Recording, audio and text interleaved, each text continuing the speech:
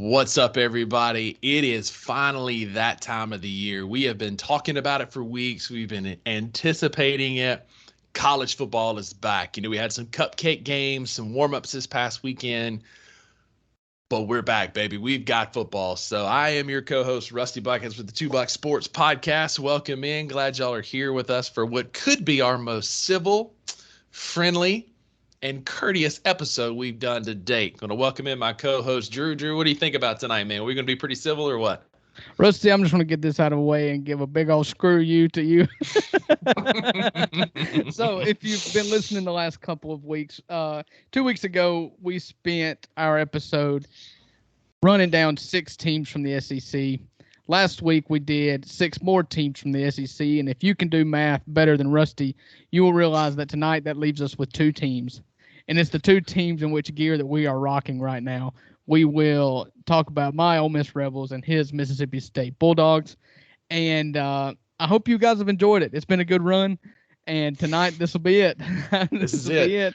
This is the end of an era, both friendship and podcast. I think Rusty will be off the Christmas card list this year, as well as I off of his. So all I've got to say is I've got my contacts pulled up on my phone right now, ready to delete yours. Okay. I've got your mom's pulled up here, ready to call her and tell you how ugly you've been to me. Mama Lee. Mama Lee, I will tell on you. And there's not a doubt in my mind that she would drive to South Carolina and whoop you if I ask her to. Oh, there's no doubt in my mind either. She would load up in her little Nissan Versa and shag all the way out here. Yeah. So. Well, yeah, I'm excited about tonight. Unfortunately, we do root for different teams, but for y'all, fortunately, because that's going to make for some good content, because I have zero doubts that we're going to disagree on every single thing, every possible way we could disagree tonight. We're both going to project the other team to go 0-12 and 0-8 in the conference, and I'm just looking forward to us being rational in our defenses of our team, as well as the judgment of one another. So, Drew, will kind of dive into our Bucks beef and best of the week. Brought to you by an unnamed sponsor. I'm doing this every week until we get somebody to sponsor our Bucks Best in Beef segment. I know somebody out there listening wants to sponsor our podcast, help us get nicer equipment so you don't have to hear my sad country accent, Drew mic issues, whatever the case may be. Whoa. My mic is just fine, and your accent cannot be fixed. So That's fair. There's not a sponsor in the world that's got enough money to take that accent, that Kossuth accent, out of this podcast. And that's 2 Kossuth accents for that matter. I was about to say, are you the pot or the kettle? Because you and I went to the same school with the same teachers and grew up in the same area. So not like one of us is going to be better. But I'll go first real quick. I got a couple of them. I'm going to start with my best because I had a best this week. As our listeners know, drove home, had a really good time with family, seeing my dad. And it's always tough. His health is declining a little bit. And but it's always good to see my nephews. I got to watch Ty play in his first varsity high school football game. Had a great time at the League of Adventures fantasy football draft. But my Bucks best of the week is Buc-ee's. Dude, I love me some Buc-ee's. Is this your first time? No, dude, I am a Buc-ee's pro. My strategy is this. When I leave Myrtle Beach, I drive to the Buc-ee's in Florence, South Carolina. I get gas. I get a brisket sandwich, a couple snacks for the road, and some coffee, and I hit the road. I drive to the Buc-ee's in Leeds, Alabama, just outside of Birmingham. Wait, you do 2 Buc-ee's in one trip? Bro, again, I'm a Buc-ee's pro at this point. I put in, I get more gas, snacks, drinks, and then I drive on into Corinth. And so Buc-ee's is fantastic. For our listeners in New England that may not be privy to what is one of the greatest things the South has ever come up with, Buc-ee's is 120 gas pumps plus Walmart, Cracker Barrel, and the best barbecue restaurants you've run into in a while. You can get a brisket sandwich. You can get brisket tacos. They've got a whole section of nothing but beef jerky, just hundreds of pounds of beef jerky. You've got all the desserts, snacks, and things that you could possibly think of, in addition to a full country store with clothing, memorabilia, Christmas decor, kitchen items, fishing supplies. You name it, Buc-ee's has it. It's one of the best things to ever come out of Texas. It is my Bucks best of the week. Buc-ee's, if you're listening, you can sponsor this segment for all I care. Love me some Buc-ee's. You wanna disagree right off the bat here? You don't like Buc-ee's? Get out of here, man. Listen, this is an Ole Miss fan. Buc-ee's is great. Okay, you go into Buc-ee's, it's got everything you need and most of what you want. It's a $200 store. Yeah, don't get me wrong, it's great. However, the problem with Buc-ee's is the same thing that is the problem with like major college athletics on a game day. You can't park. It's a logistical nightmare. Once I sat trying to get out of a Buc-ee's parking lot for 1.5 hours, it is like people that go to Buc-ee's and worship Buc-ee's ruin Buc-ee's. You know what I'm saying? Yeah. Like the experience was just awful. And I think when the last time I went, when I had my worst experience, was the one on the coast of Alabama in Foley. And I think it like just opened. So like, you know, all the Bammers in their Walmart Alabama gear was just like flooding that Buc-ee's for a brisket. You know, These are the people that don't use it as a truck stop or a stop on the way, but they just go get them lunch at the Buc-ee's, you know. You're probably right. It was like that when Florence first opened. Our good friend of the podcast, Lauren Massey, and his wife, Stacy, his wife's got family from Texas. So they've been to some of the original Buc-ee's out in Texas. And they went to the grand opening and got their picture made with Bucky the Beaver, their actual mascot. And they were there when it opened. And it was a madhouse. But I'll say this, their gas is usually about 20 to 25 cents cheaper per gallon, mostly because they buy in bulk, I'm sure. Yeah, look at the place. They buy everything in bulk. In bulk, absolutely. But like, I mean, it's a $200 store, Drew. It's one of those places that you can't go in and not drop $200 because you'll walk in like, I'm just gonna get coffee. See, that's a negative. What are you talking about? That's not a positive. It's not.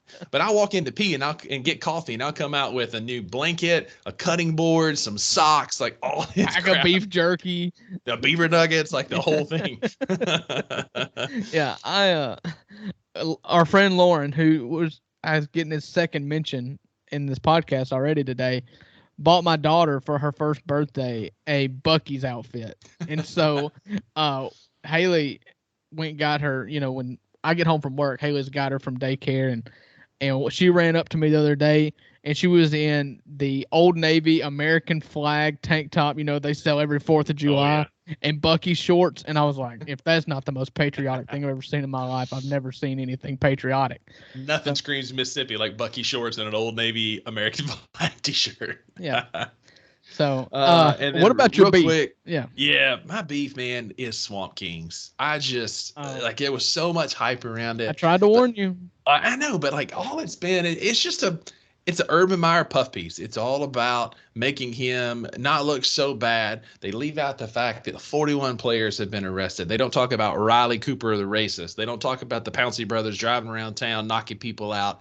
They mention Aaron Hernandez in passing one time. The Pouncey brothers wearing a free Aaron hat. Yeah, absolutely. You know, Aaron Hernandez was questioned in a shooting in 2007. They never talk about it. They interviewed Chris Rainey and for like a good chunk of it, and never once mentioned him texting his girlfriend "time to die." Like they leave out so much. There's so much left on the vine, and like I get it.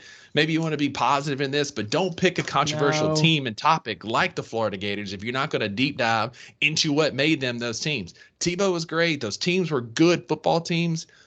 But Urban Meyer had no control over that program. And it feels like, and I'll shut up after this, but it feels like they're trying to revamp his career. You know, it was a disaster in Jacksonville with that bar incident with that chick. It was a disaster leaving Florida. He, quote unquote, had a heart attack. I don't know about that.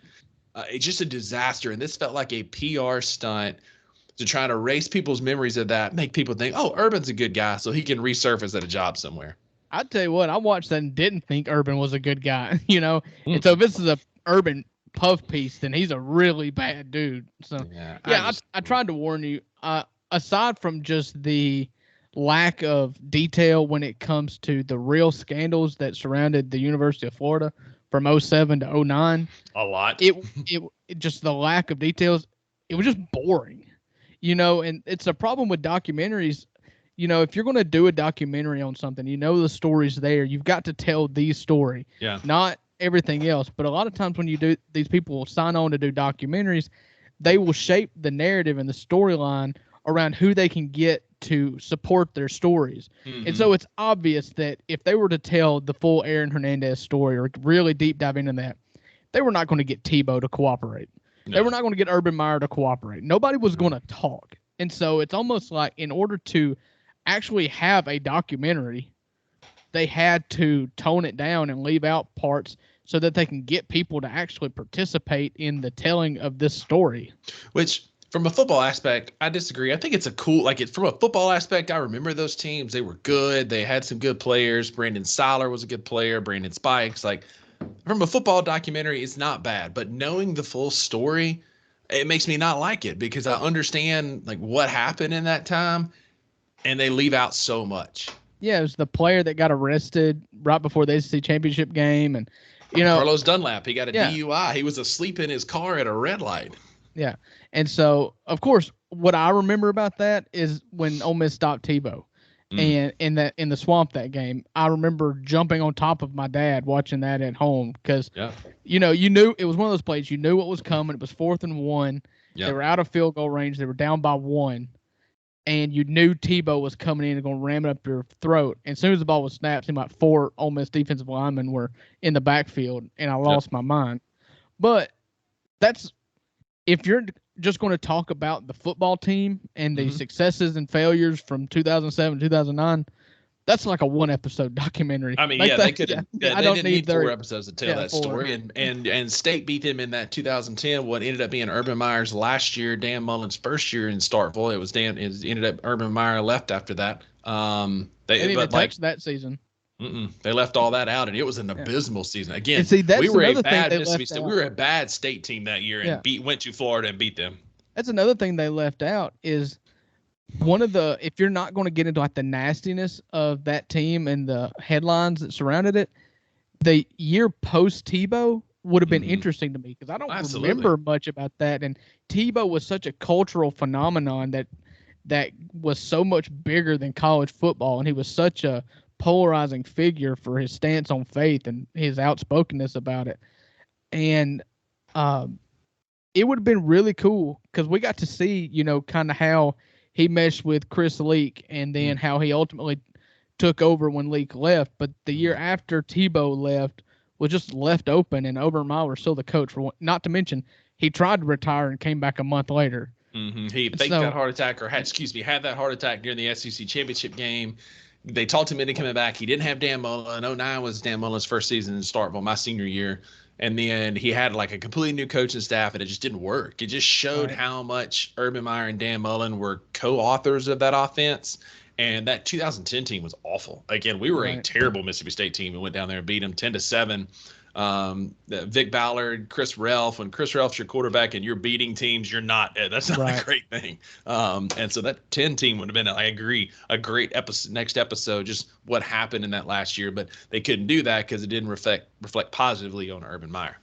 Yeah. So my Bucks best of the week, because we're going to keep talking about documentaries, and I watched one, and I told you to watch it, and I'm sure you hadn't had a chance to watch it yet.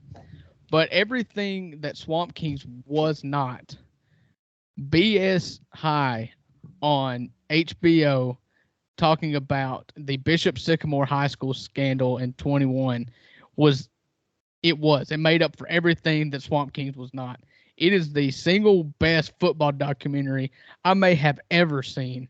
It centers around Roy Johnson, who is the head coach of this fake high school, and is just the ultimate Bernie Madoff level con man. And they get him and they sit him down, and he tells all, and you can see it by his responses, and he is still working this con. And one of the best made lines of that show was he looked in the camera and they asked him, they said, "Are you a liar?" And he said, I'm the most truthful liar you will ever see. So basically, he went on later to say that he only lies about things that can't be proven, and he will own up to lies that he can be proven wrong about. So if you've got facts that show that he's a liar, he will own up to it.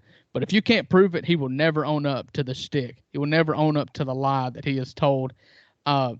He filed a bunch of PPP loans against his players to fund the program, and then saddled the players with a whole bunch of debt. He stuck bills with hotels. One of the genius things he did was the hotel that he was putting his players up at for the duration of the season told him that he could pay it back over 90 days. And so he said, well, the season only lasts about 90 days, so I'm just not going to pay it. And that's what he did. So and it's just a master class in conmanship. I mean, it should be, he should teach a study in it. It's definitely something I'm going to watch. I can't wait to watch that one because that's such a wild story because they go from just obscurity to playing IMG, one of the most premier prep high schools in the country. I mean, they got the doors blown off of them. Yes, 58 to nothing. That's when it really started. And that's the whole thing of it, is that if he wouldn't have gotten too big for his britches and scheduled IMG, he'd have probably still been doing it today. Just playing this local Ohio teams that are good, but like not of IMG's caliber, he'd still probably be the coach. You're absolutely right. Yeah, because Ohio is such a football state, and they take such pride in their football programs, and the U or Ohio State and their high school programs. That when they got embarrassed on national television, that's when they started looking into it. Yeah, so if you're going to con people, stay small time. Yeah, that's it. Don't get big. We saw the Tim Donaghy documentary. Like when you start getting too big for your britches is when you get busted in these cons. Right. So, my Bucks beef. I just to get a little sentimental and sad, just to change gears real quick for just a brief second. We've always been super real on this podcast and told you guys where we're at. Late Monday night, my boss, my mentor at work, the guy that I was hired to replace at Tip Electric as the engineer, passed away way too soon at 64 after dealing with a lengthy illness that started out as pretty routine. Back 2.5 years ago, I started full-time at Tip Electric, and when they hired me, they knew that Danny was his name. Danny was on his way out. He was getting ready to retire, and he needed to have a protege, to have a replacement to fill his shoes, and to be the engineer of Tip Electric going forward. And I was offered that position. And a lot of people, when they know they're training their replacement, they could be pretty bitter about that.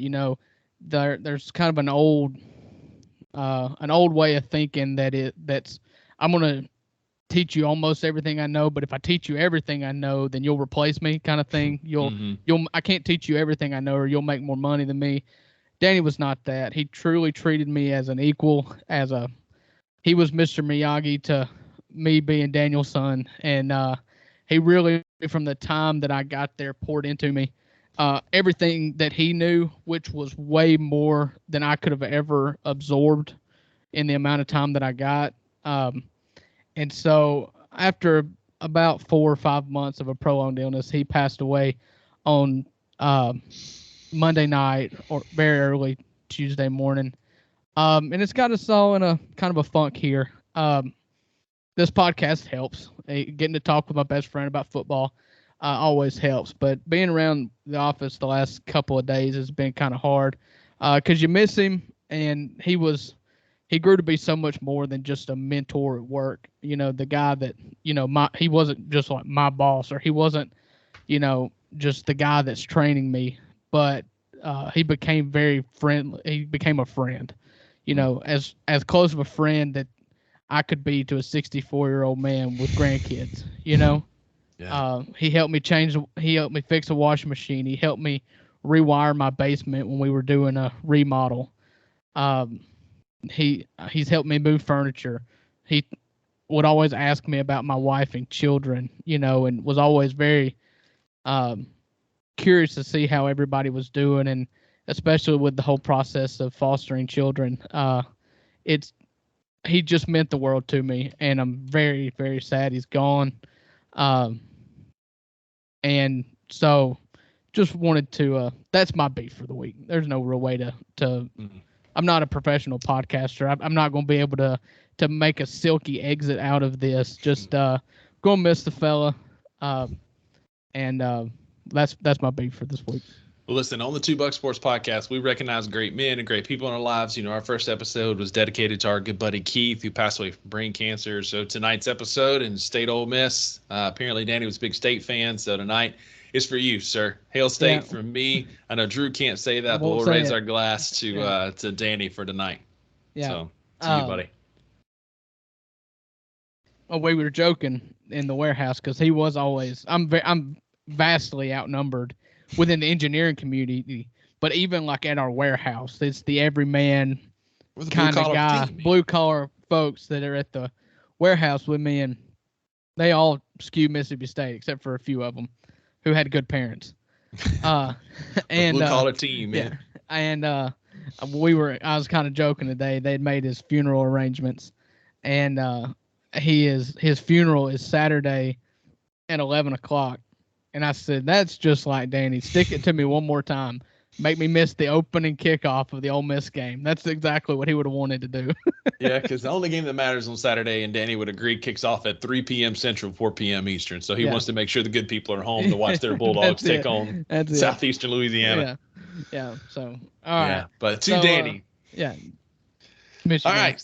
So we did an Instagram poll, and a couple we saw where our viewers and friends of the podcast stood on our take last week for where we projected our teams. So first up, I saw a graphic that was college football's best tailgating experience. So I'll run through the top 10 real quick, and then we'll roll through our viewers' responses. By the way, I just want y'all to know this is a podcast for the people. I am currently in the middle well, at this point, it's probably a tropical storm. Idalia is hitting Myrtle Beach, Murrells Inlet specifically, where I'm living at right now. So if something happens and our podcast is cut short tonight because my power goes out, just know something's going to happen. We'll get an episode out. But if you're hearing this episode, that means we're good. I'm on the same grid as Waccamaw Hospital, so hopefully that means I'll be good. But just an FYI, if you're still listening to this version, congratulations to me, I guess, because I kept power all night. Yeah, I mean, and if we go out, there'll just be a real awkward cut, and then we'll pick it up tomorrow night or something.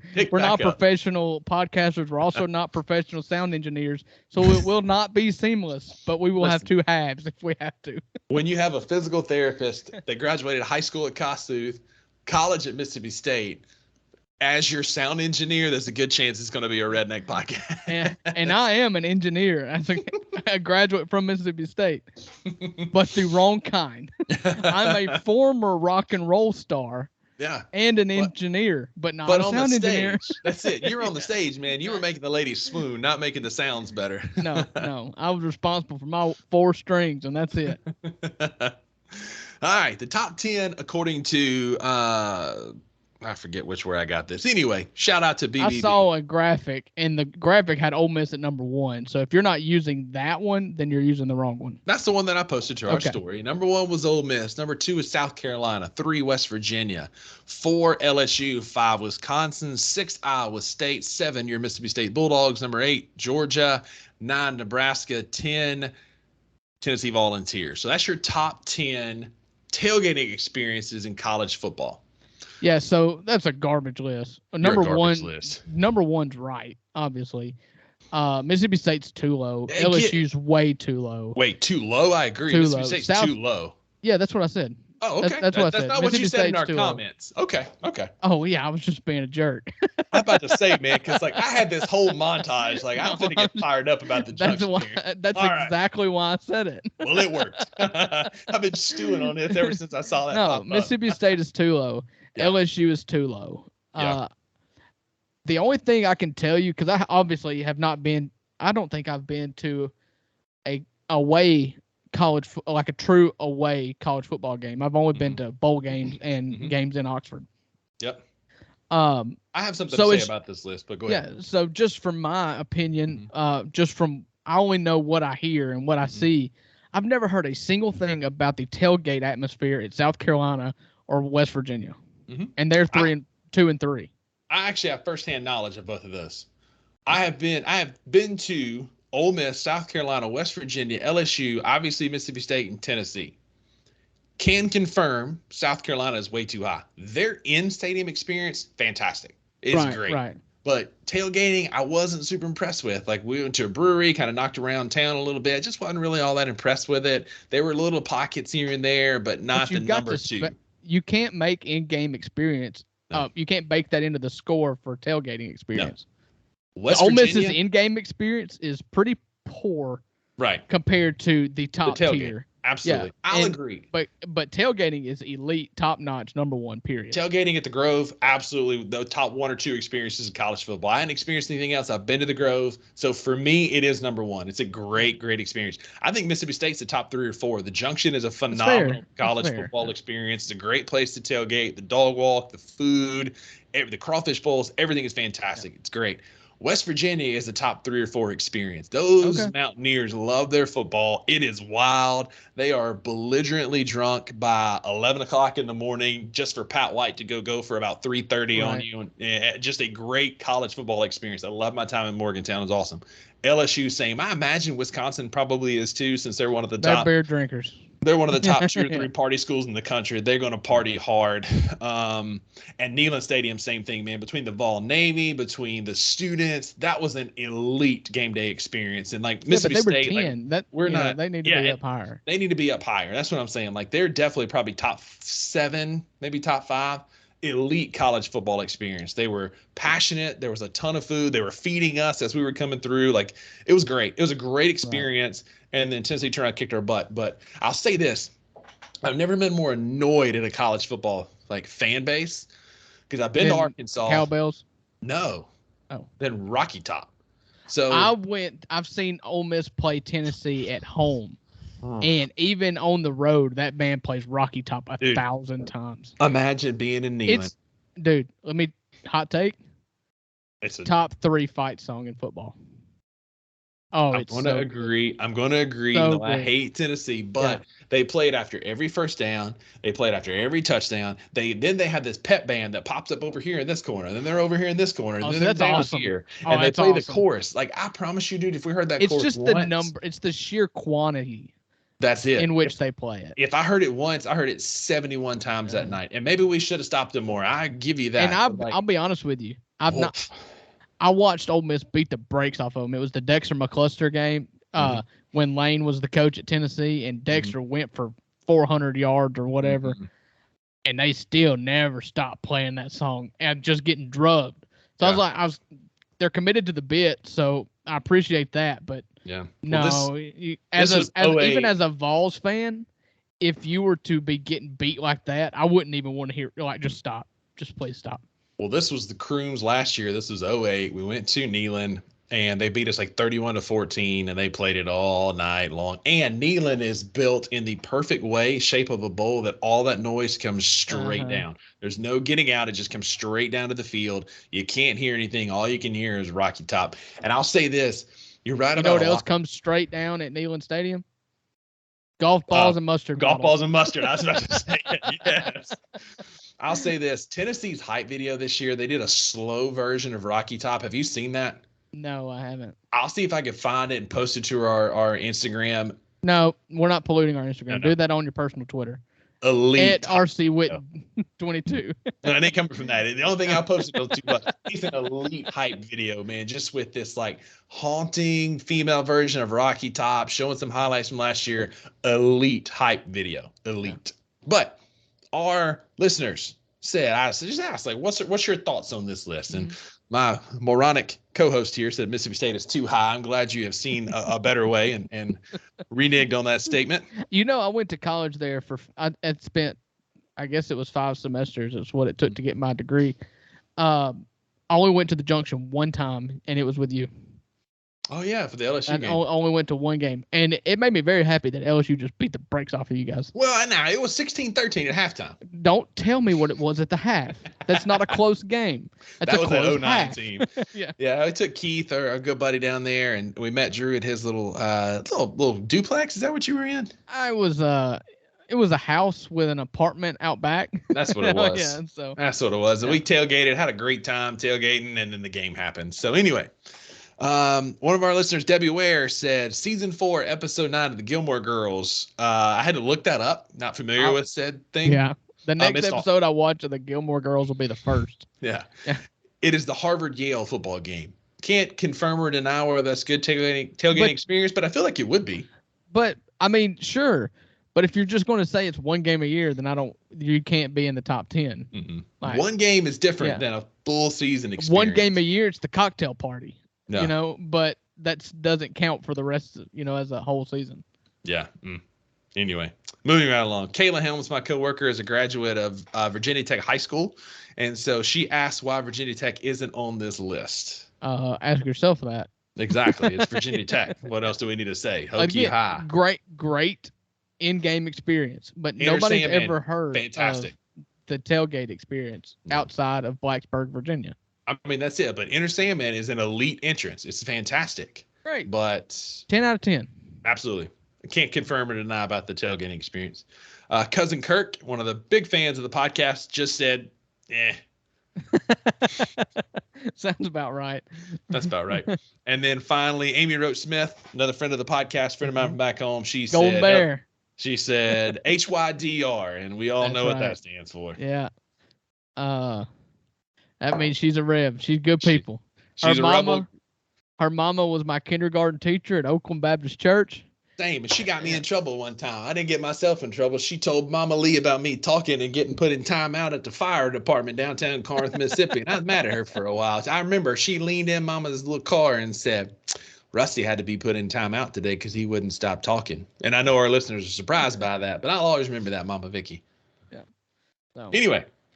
So we asked our listeners what they thought about how the different teams that we looked at last week, how they were going to do. So we were an even split on Auburn, 50-50 on the over-under being 6.5 wins. We were an even split across our listeners. I think you and I both took the under at 6-6 on that. And our listeners were 50-50. On A&M, we had 86% voting the under on 7.5 wins. 7.5 wins being the over-under. 86% of our listeners agreed with, I believe, with us. I know I had them on the under. Uncle Buck had them on the under. 86% of y'all are smart and paying attention. I'm really proud of that one. Nice job, guys. 86% of the people voted the under. Next up, I was a little surprised by this. I'm fairly high on Kentucky going into this year. I don't know why. Maybe I'm buying into the hype. Aaron Ivey may have talked me into this. I'm drinking that blue Kool-Aid out of Lexington. But UK is the over-under on UK's wins was 6.5, which might be a little bit low. I think Kentucky's a better team than 6.5 wins, but I was shocked by this, Uncle Buck.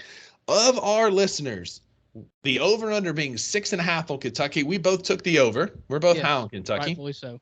100% of our smart listeners voted the over on the Kentucky Wildcats. Wow. I really expected you to go the other way on that. Yeah, I was shocked. Kentucky, historical Kentucky, people expect them to be a doormat, but they've been really good. Mark Stoops is really good. He is. And but the thing is with Kentucky, they'll have an 8-9 win season, and then they'll have 3 or 4 where they win 6 or 7. But our listeners apparently agree with us. I'm high on Kentucky. You're high on Kentucky, and our listeners agree. 6.5 is probably low because even if you hit 7-5, which is an average SEC season, you hit the over. I had them having 8 wins this year. I think you had them at 7 or 8 wins. That's still the over, and our smart listeners agree. For Florida, again, our listeners are smart, man. They're really paying attention, and they know college football because the over-under on Florida was 5.5. You and I both took the under on Florida.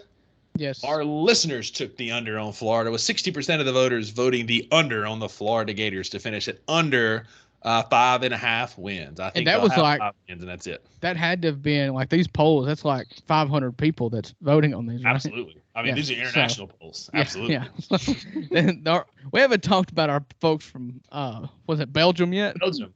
Yeah. I hope they're still doing good. I do too. They're still downloading. We still get 2 downloads in Brussels, Belgium every week. So shout out to you, Belgians.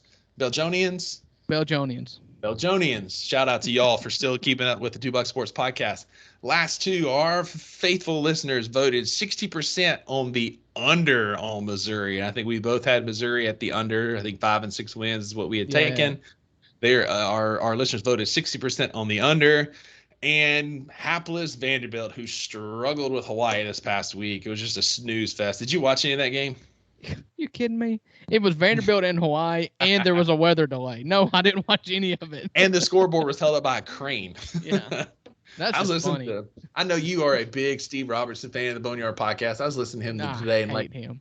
Can you imagine being one of those athletes and you're all hyped up, you're listening to your coach, you're ready to go play your first college football game of the season, and you run out of that tunnel, and there's like 1,200 people there, and there's screws on the ground, the scoreboard is hosted up by a crane, and there's just nobody there. Like, that's got to be demoralizing, and part of the reason why, other than Vandy being a terrible football team, why they didn't play very well. But can't go 12-0 if you don't start 1-0, Rusty. That's it. Hey, they're first place in the SEC right now. There you go. Place. Congratulations. And our listeners voted 60% on the under. Vandy's going to have under 3.5 wins. Our listeners are smart once again. I think I went over there. I think I had them beating Florida again, you know? No, you did. I did have them beating Florida. I think I had them at 4-8. I had them at 3-9. Yeah. So shout out to me for being smart like our listeners. And they're going to a bowl game this year. They're so bad. All right, let's get to what we're all here for. Well, hang on. I've been enjoying this segment. I've got one last thing before we delay the inevitable. I'm trying to make this podcast last as long as I can before it's the last one. The lights at the end of the tunnel, Rusty. I've actually got 2 stats of the week, just in case we don't have any more episodes. I got 2 stats of the week for you. One of them is a pseudo trivia question. Okay. Drew, there has been one player that has had the most Major League Baseball, because we do Major League Baseball stats because they're the most fun. The most Major League Baseball seasons without being caught stealing is 10 seasons. Now, they've stolen at least one base in 10 consecutive seasons without getting caught. Who is that player? Is it a current player? No. Albert Pujols. Because he used to steal a base every once in a while. You're thinking the right direction. It's not a current player though. Because my next guess is going to be like Anthony Rizzo, but you're thinking in the right direction. But it's not Pujols or Rizzo. I mean, this isn't a stat. It's not Ricky Henderson. No, because even if you're trying to steal 70 bases a year, you're going to get thrown out. Yeah, I mean, Acuna's got 60 steals or 50 steals, so 60 steals so far this year, and he's been caught once or twice. Right. Oh man, you're gonna have to be more specific than this. He was a mid-90s, played for 4 different teams. He peaked in the mid-90s, from the late 80s to the late 90s, early 2000s. He peaked in the mid-90s. Jim told me. I'm trying to remember how many teams he played for. He's not a positional player. Okay, so he's a DH. Pitcher. He's a pitcher. Oh, he's a pitcher from the 90s. When you told me I was on the right track with Pujols and Rizzo, that doesn't make me think it's a pitcher. Well, I'm trying to throw you off a little bit. I don't want you to pick it out. Oh, okay. And you're also thinking in the right direction of it not being a consistent base stealer. Yeah, I figured this man was smart. He was known for painting corners. His high-end fastball was probably 88, 89 miles an hour. Now you gave too many hints. It's Greg Maddux. It's Greg Maddux. He had 10 seasons where he stole at least one base and didn't get caught. Greg Maddux is the all-time base stealer. It was probably just like his fastball. He ran just perfectly and touched the bag just precisely, just painted the corner of that second base bag. Or it was a pass ball. That's the only 2 explanations. Yeah, it was controversial. Is that a pass ball or is it a? That's it. The other. Yeah. So my other stat for you, and this is a Tony Gwynn. A pro Tony Gwynn podcast. We've made that well established on here. I love me some Tony Gwynn, one of the greatest baseball players of all time. On August 25th, 2023, across all Major League Baseball teams, there were 253 strikeouts in one day across all Major League Baseball teams. August 25th, 253 strikeouts. Tony Gwynn, over his last 8 seasons, so 8 seasons of 162 games, he struck out 7 times. 124 across 8 seasons, and we had 253 on August 25th. Yeah, that's dumb. We do make regular mention of Shohei Ohtani, so RIP. The Angels have just decided they've given up. They cut your boy Renfro, Randall Gridchick, everybody that was halfway decent. They just cut them, you know. Mm-hmm. Just let him go to greener pastures. Renfro. If you didn't know what Shohei was doing before now, you know what he's doing. You know. Yeah, he gone. Yeah, he ain't sticking around. It's smart. Like, they're running him into the ground. Like, he had been having some elbow pain for a couple of weeks, apparently. And this is his second Tommy John. Mm-hmm. And so he had the injury last week, and it just really makes that one picture. I'm sure you saw it of him standing on second base with his arms folded. He's looking down. It just makes it that much more sad. Right.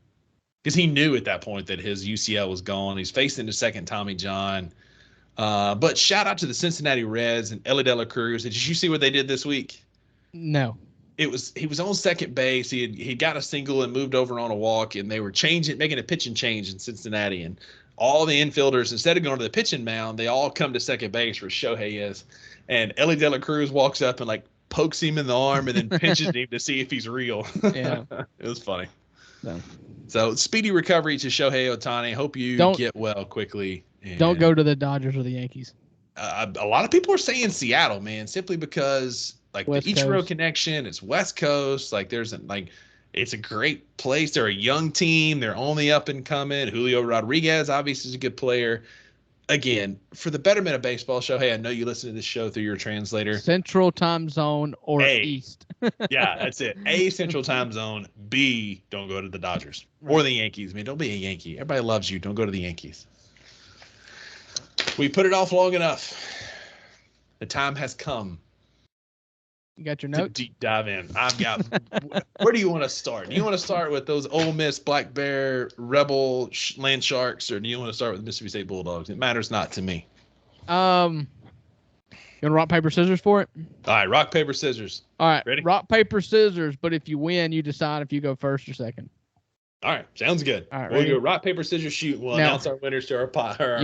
You gotta say it out loud because there's a delay. Okay, ready? Rock, paper, scissors, shoot. Drew wins. He got so scissors. terrible I do at paper. this game. There All right. Oh, is it not 2 out of 3? Oh, okay. Sounds good. All right. 2 out of 3. Okay. Rock, paper, scissors, shoot. I got rock. Okay. You got scissors. We're tied 1-1. Ready? All right, ready. Rock, paper, scissors, shoot. Scissors each. Rock, paper, scissors, shoot. He threw scissors. I threw paper. Drew 3 wins. scissors. 3 out of scissors, baby. 2 out of 3, Drew. I want to go last. So, all right. You go ahead. All right. So I'll set the table real quick. These are the notes I have. They are 13th in the SEC in strength of schedule. So, I mean, if you don't win 7 games, then you should probably be relegated to the Pac-4. And that's it. That's all your notes. That's it. All right. So 2023 Mississippi State Bulldogs. I got a couple pages of note here. Drew, what we'll do is we'll go through our notes. Please just read them.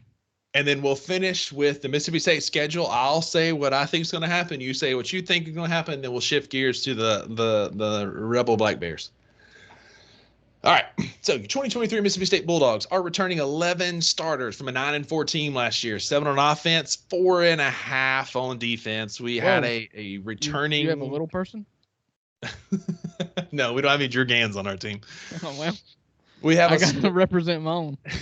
We had a defensive starter get beat out by a transfer portal guy, but we are one of the oldest teams in the country and one of the oldest teams in the SEC. We are starting 19 out of 22 players are seniors or graduates. So we've got a very experienced team, and age wins in college football. Need I remind you, we're also the 2022 reigning Egg Bowl champs, ReliaQuest Bowl champs. Zach Arnett is our new head coach. You know, this is a good opportunity. So reliable. Who played in that? I mean, that's it. Who played in that game? Yeah.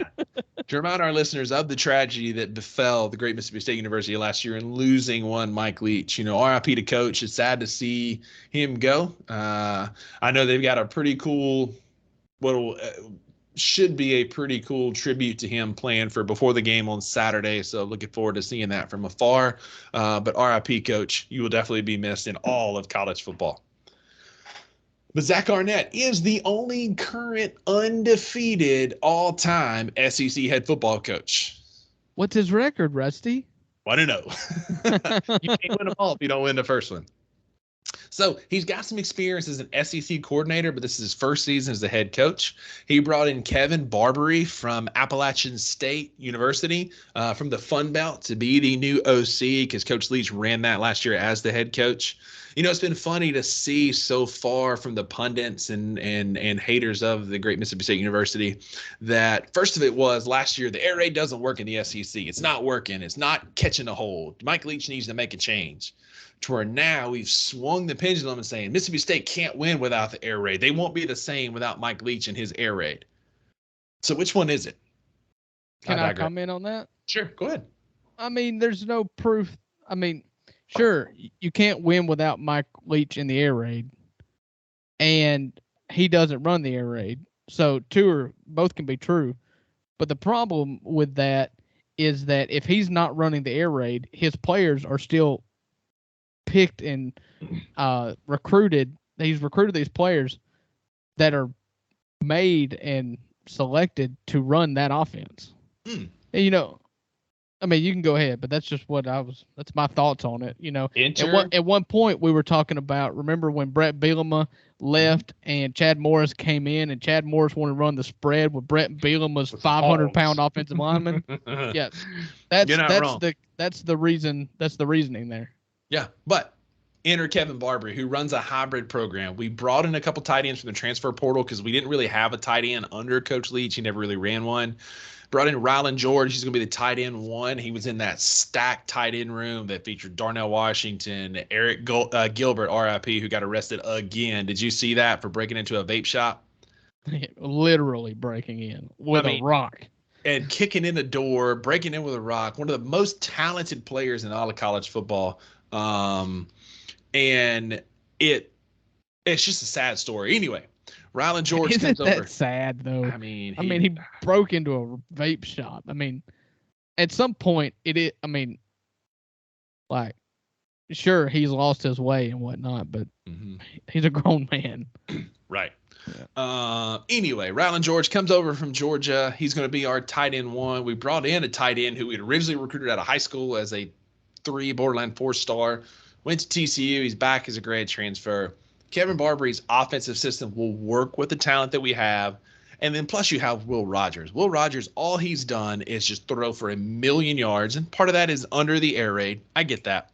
But he could break the all-time SEC passing record this year. For sure next year if he comes back, because he will have one more year of eligibility due to the COVID year.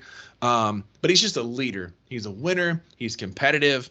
You know, Will Rogers is he the best quarterback in the SEC? No. Is he the best quarterback in the SEC West? No. But he's a good, serviceable quarterback who wins football games and puts you in a good opportunity to win games. That's fair. It's fair. It's also fair to wonder how he will do in another system. I mean, I don't disagree because there is so much unknown with Kevin Barbary. But what will help is having... It's the total opposite. Well, not total opposite. You said it's a hybrid. It's a hybrid. It's more of a pro style, but it's a so hybrid. So he's a liberal. Tongue in cheek there, people. You know. Yes, absolutely. Don't get in our comments. We're just messing around here. We're not talking politics, just making jokes. But, you know, it does make you wonder if any part of this hybrid offense is under center. Sure, you wonder what he's going to look like under center. Kevin Barbary has come out and said, I don't know where this under center rumor is coming from. We don't run the ball under center. Okay. So that's fair. I mean, I'm sure there'll be some packages that may have some of that, but Kevin Barbary runs shotgun and pistol, which pistol is not under center. It's a shorter shotgun snap, but it's not under center. Right. And he said that there may be some unique circumstances where we put Will under center. He also kind of like second down. Yeah, sure. Third and long. Why not? He also kind of slyly mentions Mike Wright in that conversation and then kind of digressed, but we'll see what happens with some of those packages. But what's going to help Will Rogers is we have 4 of 5 offensive linemen returning from last year's team. Of our 5 starting offensive linemen, 4 are seniors, 1 is a grad transfer. So we got some depth and some experience on that offensive line. Also, need I remind you that the air raid offense last year with, again, 4 of these offensive linemen and 1 Woody Marks, who's going to be your RB1, outrushed both Alabama and Ole Miss last year in our football games. Don't know if you remember that or not. But we outrushed both of them as the air raid attack, where we don't run the football. Anyway. Yeah. And Okay, I don't want to get in the weeds and all this, but it's obvious why in those games he rushed more. It's because you drop 8. If you can't rush against drop 8, then you're trash. I'm just reporting It facts. worked. We'll But get to those two games here in a minute when we talk about the Mississippi State defense and what they did to both of those teams. But anyway, Okay. I digress. So we outgained all of our opponents except for LSU, Kentucky, and Georgia. And in all those games, we were competitive until late. We were a couple turnovers away from beating Kentucky. We hung with LSU until midway through the fourth quarter. And Georgia, we were in it at halftime. Again, 2 quarters of football, but still, we dominated Ole Miss, Arkansas, and Auburn yards last year, and we're returning most of that offensive production, bringing 7 guys back. So our offense is going to be fine. Offense, I'm not too worried about. Defense, I'm not worried about either. We still have our defensive coordinator. He's just now the head ball coach. And on that defense, we're returning 4.5 roughly starters.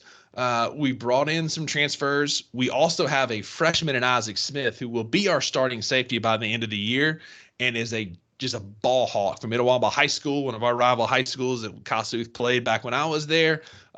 Kid's a ball hawk. He's 6 foot 205 as a freshman, got a big frame, and just will be the starting safety by the end of the year. Only reason he's not right now is because he's a freshman.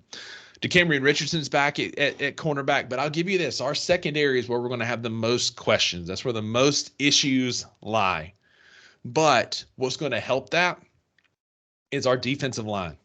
Jaden Crummety's back from injury. He's our next NFL defensive tackle. He's finally healthy. He's playing good football this fall camp. Again, he's healthy.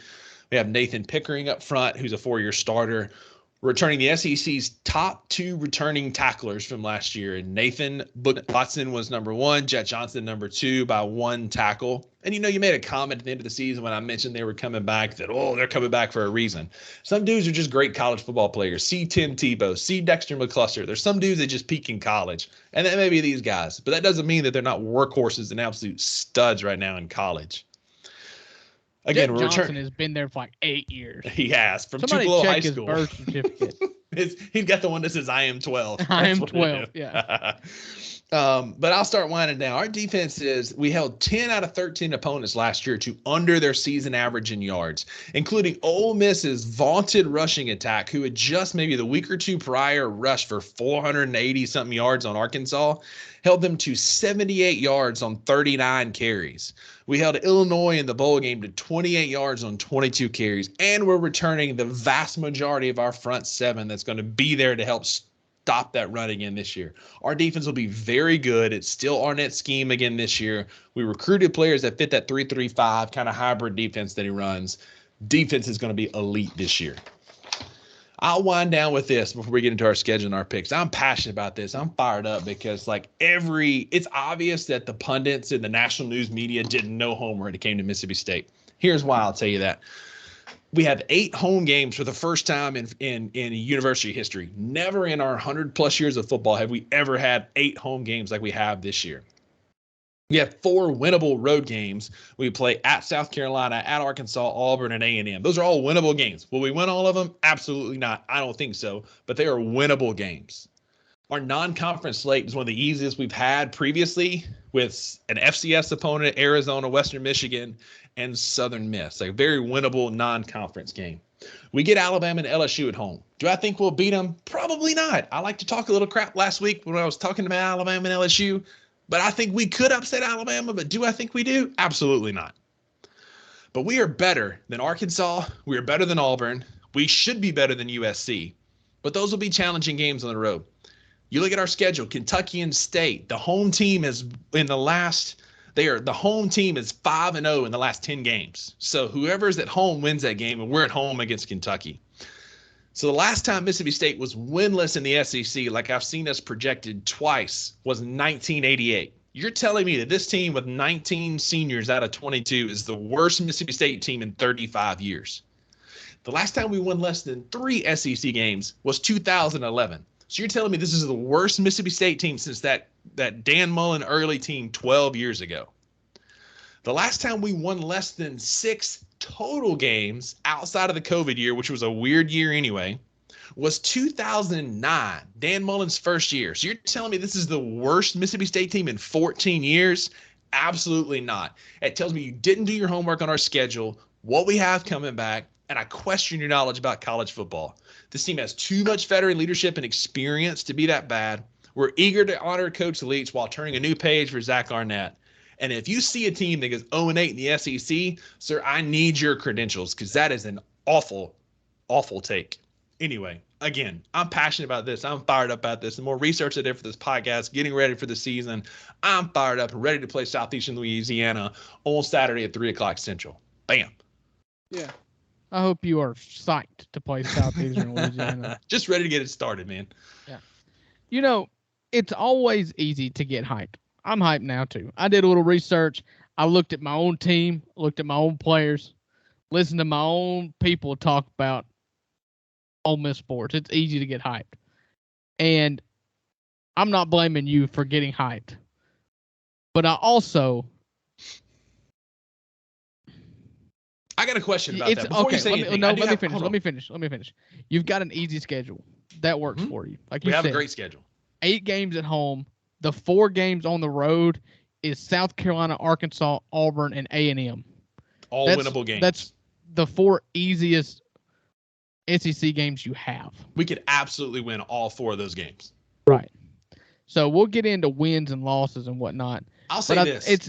Let me finish. It's kind of unfair to assume everybody is ridiculous when your whole identity as a program is Mike Leach and the air raid, and then to think that you should not at least be a step back, should not at least be in the consideration when he dies. And the person that takes over is somebody who has never been a head coach before. Yes, he is running incredible defense. They were really good at the end of last season, and most of them come back. I get that. But to say that you went 8-4 last year, and to say that anybody should expect you to go 8-4 or 9-3 while playing in the SEC West, or else they don't respect you, is just missing some glaring arguments here, and the reason why it should not be obvious that they should be. And I'm not projecting that they're going to go 5-7 or 4-8 or 6-6. I think they're better than that. But there's obvious reasons here that are legit reasons that should not be discounted, other than they're just haters. So I got a question. Everything you said is accurate, but your whole identity is the air raid. That's what Will Rogers has shown. He may be good at other things, but what we have seen with our eyes of him is he is incredible with a clean pocket and throwing the ball 2 to 3 seconds after it hits his hand. So you're bringing in a new OC. You don't have Mike Leach. Your head coach is now your defensive coordinator, your young hotshot defensive coordinator is now your head coach in charge of the whole program, not just the defense. So there are questions there. You can't say there are not questions there. I get you returning a lot of players. I get you have an easy schedule. But if you're going to get up here and pretend like anybody who doesn't expect you to go 8-4 or better are haters, then you're missing some obvious questions in your own house. No. You've got some valid points. So I got a question for you. How many teams are in the SEC? 14. 14. Do you know how many are returning their offensive coordinator from last year? No. Not off the top of my head. 2. Ole Miss and LSU are the only 2 returning their offensive coordinator. Why does everybody else get a pass? And you think that Arkansas is going to be better than us because they're getting a new OC? That you think Auburn is going to be better than us with a new OC? Kentucky is going to be better than us with a new OC? Alabama, I'll give you. It is what it is. But why are those teams getting a pass? The setting OCs at those other 12 schools did not single-handedly build a whole system that changed college football. Maybe not build college, change college football, but they built it for that program. They tailored it to that program. Sure. There's tweaks and playing, they make tweaks and they play to their strengths of their own roster. I get that. Mm-hmm.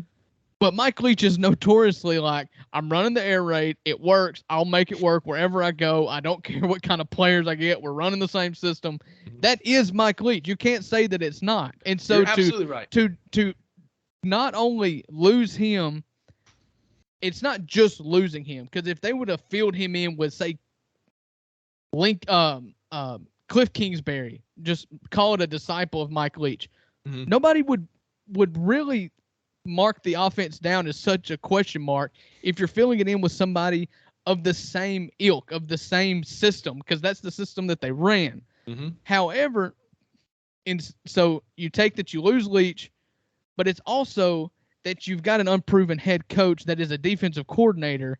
Mm-hmm. And so all of that shifts to the App State offensive coordinator. And so you have got to trust him beyond a shadow of a doubt that he can win with Leach's quarterback. And you've seen Leach's quarterbacks, how they fare in other systems. They don't. Sure.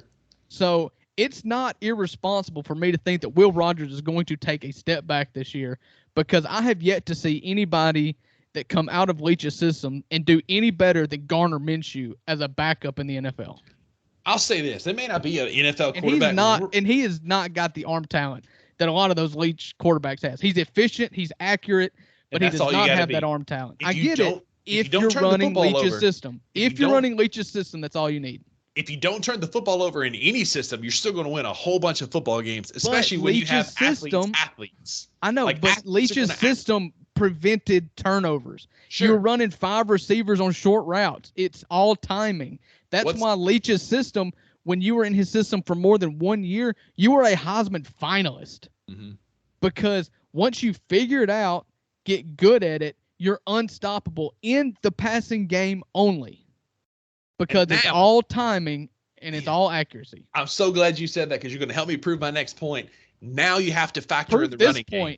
Because now you have to factor in the running game. Absolutely, I can. That's what I'm doing. Yes, it's a new system. Yes, it's a different system. Now you have to factor in a running game with Woody Marks, who helped be he was a good running back down the stretch against some very good defenses. And so now you have to compensate for that running game, and so it's still going to make Will Rogers be more efficient, because those defenses can't drop 8 anymore. You drop 8, go ahead. We're going to hit underneath. We're going to get Woody Marks the ball. We're going to get with Seth Davis, who's a freshman, is going to be an absolute stud in a couple of years. He's number 2 on the depth chart this year for a reason. Now we're going to be able to keep you more honest with the running back game. Sure, again, I admitted that from the front. Is Will Rogers the best quarterback? Absolutely not. But he's an efficient quarterback. He's proven that he can protect the football. And if you don't turn the ball over, I don't give a crap what your system is. If you're not turning the football over, you're going to win football games. Yeah, you're going to win football games, or you're going to punt a lot. And I don't think State's built to punt a lot. But I'm just saying, it is not. He is the most efficient quarterback in SEC history, probably. Mm-hmm. He's been a starter at Mississippi State for 3 years, and he will break Aaron Murray's yardage record. Okay, the SEC passing yardage record. He will beat it this year. We're going to see 2 offensive records broke this year. We'll get into the other one here in a little bit. Okay, so he will break Aaron Murray's record this year because he is efficient. But I am banking on, or I'm not banking on anything. I'm kind of down the middle with State. Sure. The make or break thing is, can he be that efficient without Mike Leach? And that is a valid concern, and nobody will know the answer to that, whether you want to pretend you do or not. Nobody will know the answer to that until week 3 against I'll LSU. even say a couple SEC games, because we got lucky. Like Mike Leach's offense got really lucky against LSU 2 years ago, and Tommy Stevens went nuts. KJ Costello went nuts, and we beat LSU. Beat the crap out of them. Absolutely. So I'll say we won't really know until that Alabama game. But Will Rogers was efficient in high school in a different system. He was efficient under Mike Leach's system. I have no doubt he's going to be efficient in this system as well. Okay. Well, and I wouldn't expect you to say otherwise. So let's get into the schedule. The 2023 Mississippi State football schedule looks like this, and I'll call them out what I think, and then you can follow up what you think, Uncle Buck. Okay. I think we're pretty fair to say that Southeastern Louisiana this weekend is a win for Mississippi State. Let me think. Yes, it's a win. 1-0 Mississippi State. We both got them 1-0. Arizona comes to town. They have to travel 2 time zones ahead. They get out of the mountains in that thin air into that thick, humid central Mississippi air. I think that's a win for Mississippi State. They go into the LSU game 2-0. Hold on 1 second. Oh, I don't have their schedule put up anymore. If y'all really want to do Arizona dirty, play them at 2:30. I don't know what time the game is. I was going to look it up. It hadn't been announced yet. It hadn't? I don't I thought the first 2 weeks were Arizona 6:30. See, it's a late y'all one. are taking it easy on them. No, that you know how it is in Mississippi when the sun goes down, the humidity doubles, man. It's gonna be. You only got to worry about it for a half. Sun goes it's down. Gonna be thick. Yeah. But I think Arizona's a win, 2-0 for Mississippi State. Yes, I do too. I have them as a win. I'll tell you this. When I've gone through both of our schedules, what I've done is I have written down obvious wins. And so for Mississippi State, obvious wins, and I'm talking like betting odds are like 80% or better. So you're going to think you're going to pick some of these as wins, and I may pick losses, but like obvious wins for Mississippi State, Southeast Louisiana, Arizona, Western Michigan, Southern Miss. Yep.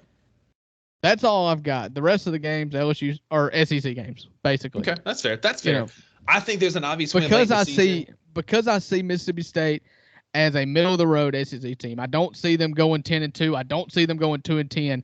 Every single SEC game is in play. Yeah. Either way. That's how I see it. Absolutely. And I think the same about Ole Miss. We'll get to that here in a few minutes. But I think the LSU game is probably a loss. LSU's good. Jayden Daniels found his stride. Brian Kelly knows what to do with him now. They need to run him more. We hung with him for 3.8 quarters last year, and they got away from us late with a turnover and a big run. But I think LSU wins this game. We're 2-1. Yeah, I've got that as a loss as well. You know, I'm high on second-year quarterbacks. I'm high on continuity. I like Jayden Daniels. Jayden Daniels really picked up late in the season. Second half of the season, they were virtually unbeatable. They beat Alabama, and they really kind of controlled the pace and the tempo the whole game. I think you're going to see more of that because Brian Kelly's an elite coach. Jayden Daniels is a really good college football player. So, yes, I think LSU is going to win that game. Yep, I agree. I think the at South Carolina game is going to be a great barometer for us. That's our first road test. It's a hostile environment. It's going to be hot. I'm going to be there. It's in Columbia. It's going to be one of those games that's just tough. It's a toss-up. I think we're the better football team, but it's sandwiched between a home game against LSU and a home game against Alabama.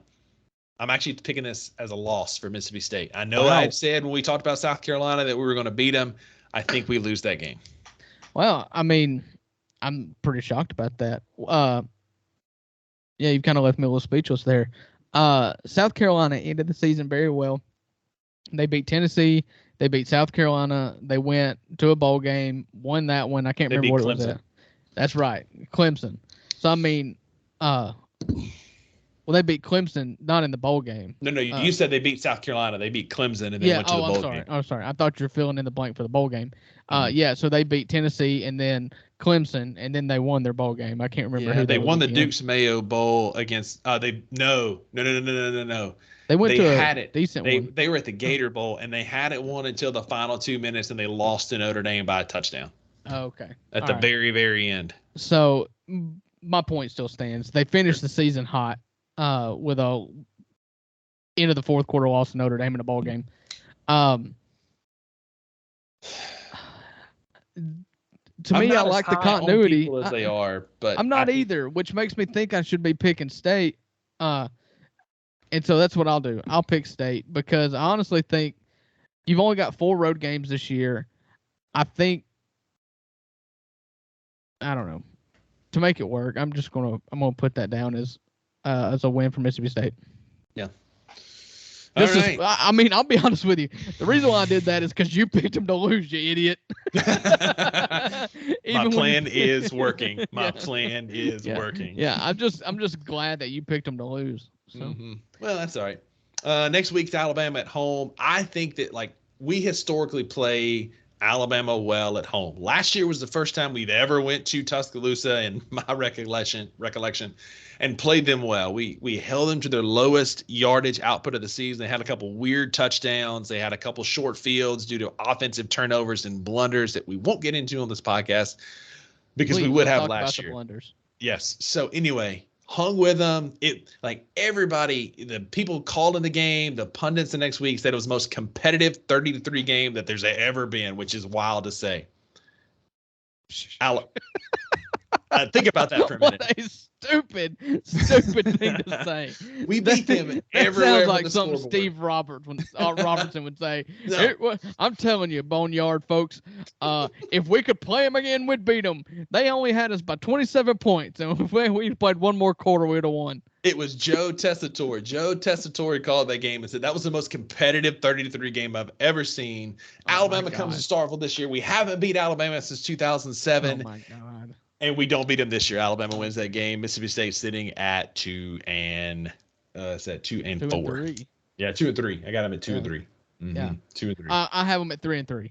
So there you go. There you go. The next one, Western Michigan. Obvious win. Where's your bye week at?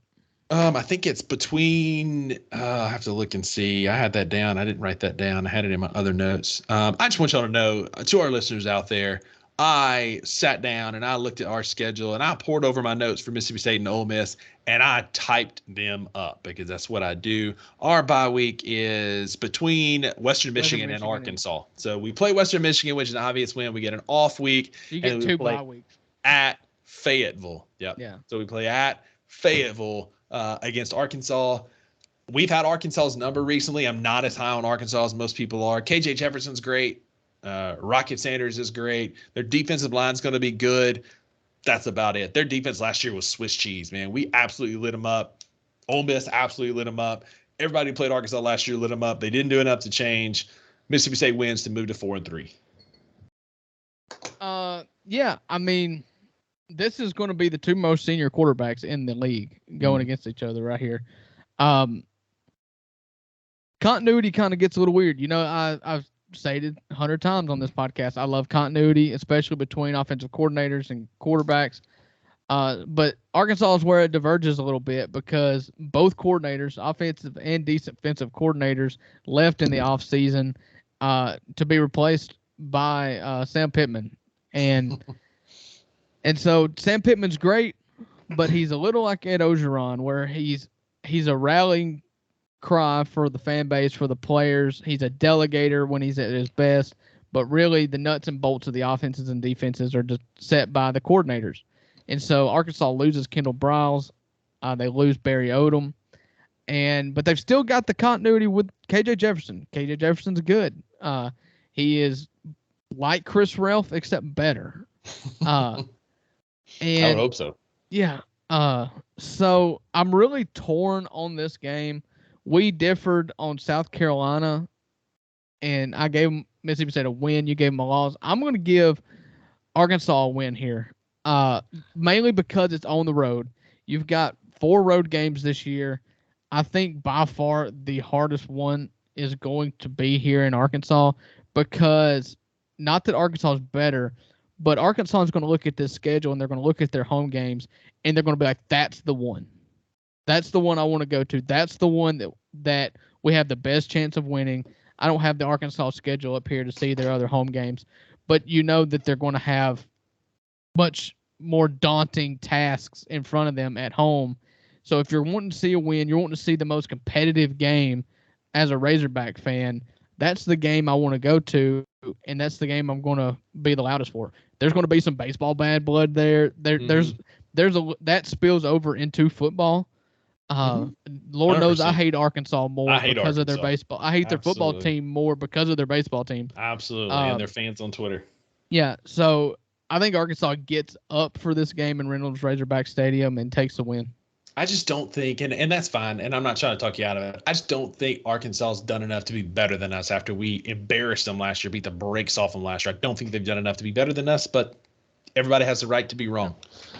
All right, so next is at Auburn. And I've been torn back and forth. I think we go 2-2 on in the SEC on our road games. We got 4 road games: South Carolina, Arkansas, Auburn, and A&M. I think we win 2, and I think we lose 2.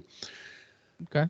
I think this might be one of the ones. So basically, you gotta lose one of Auburn or A&M at this point. Is what you're saying? We own A&M, and I don't know that we're going to be privy to the blow up, but there's going to be a blow up between Bobby Petrino and Jimbo Fisher. But we'll save that for A&M in a couple picks. I think Hugh Freeze at this point, We don't know what he's going to be, right? He's a winner. He recruits well. He's done very good in the transfer portal. This one's at Auburn. Historically, we don't play really well at Auburn. We usually beat them at home. The only withstanding one was 2 years ago when we got down 28-6 and we won 42-28 or 46-28, beat the brakes off them in the second half. I had, just to make the math work, I had to pick a loss between Auburn and A&M. And I think they lose at Auburn. I think they lose that game. They move to 4-4 after the Auburn game. Yeah, that's tricky because, I know what a Hugh Freeze team looks like just from his time here at Ole Miss. However, I remember that first year of Freeze. They were 6-6. They played extremely hard. They bought in. He is a Baptist preacher in that locker room. He gets buy-in. The guys play hard for him until they've had enough time to see the real Hugh. So they haven't had that time yet. And so I think by this part of the schedule, if Auburn's going to be humming, they're going to be the best version of themselves right here. I've got it as a loss, mainly because it's on the road. Hugh Freeze doesn't win in Starkville very often. No, he doesn't. I think Hugh Freeze and Dan Mullen basically just went back and forth every year, just winning on each other's home field. That's it. So come 2024, you know what's going to happen. But see, does Mississippi State play Auburn in 24? Ole Miss doesn't play Auburn. Right. No, we don't. We sure don't. This is it for right now for Ole Miss and Auburn. Yeah, we don't. Hugh Freeze will not make his return to Oxford in 24. No, and he won't come back to Starkville in 24 because our 4 home games are Missouri, Can you imagine? Florida, A&M, and Ole Miss. Mississippi State fans are going to cheer him so hard. Mm-hmm. Like, they're going to rally for Hugh Freeze just to rub the salt in the wound. They might. I don't know. I still hate Hugh Freeze, but I think we lose that football game. Yeah. Then we've Kentucky. Got on the road at Kentucky. Nope. Kentucky's at home. Kentucky is at home. Oh, I'm sorry. Yeah. Yeah, you're right. Out of the last 10 football games between Mississippi State and Kentucky, the home team has gone 5-0.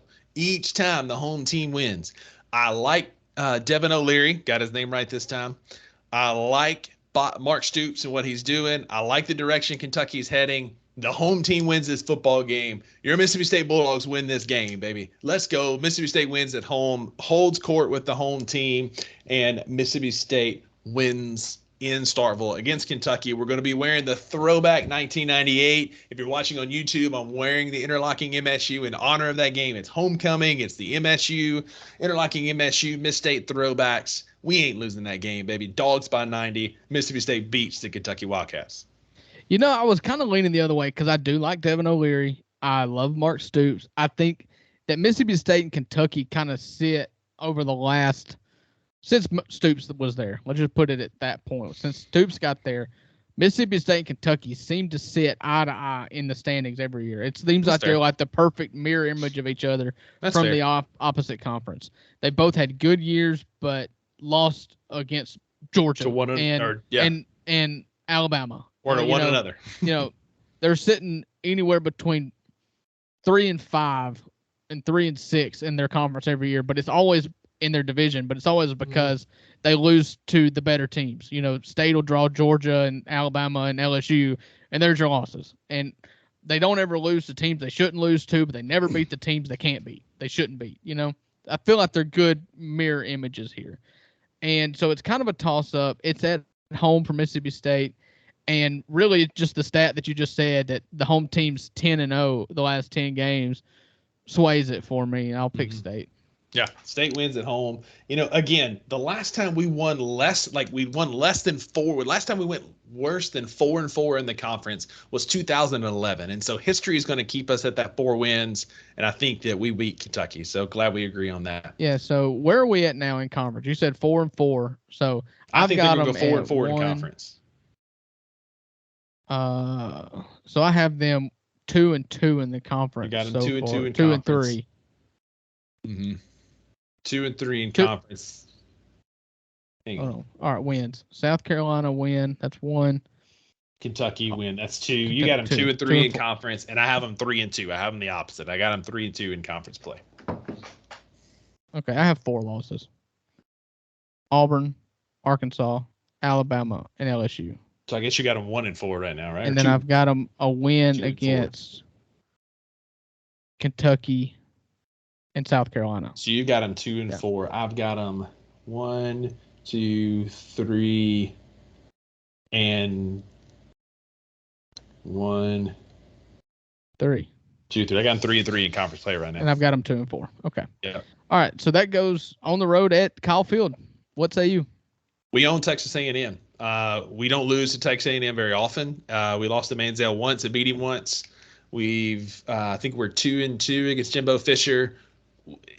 I don't think A&M's done enough to get better than us. They get these great recruiting classes, but they've got an alpha in Jimbo Fisher. They brought in an alpha in Bobby Petrino, and whether that blow up happens on the sideline, whether it happens in an office, whether it happens in the lunch line at the cafeteria, a blow up is coming. And this team melts down this year. I think this is Jimbo's last year. I don't think it goes well for A&M this year. I think that this is a recipe for a disaster. And as a sports fan and a anti-Texas A&M Aggie, I cannot wait to watch it happen.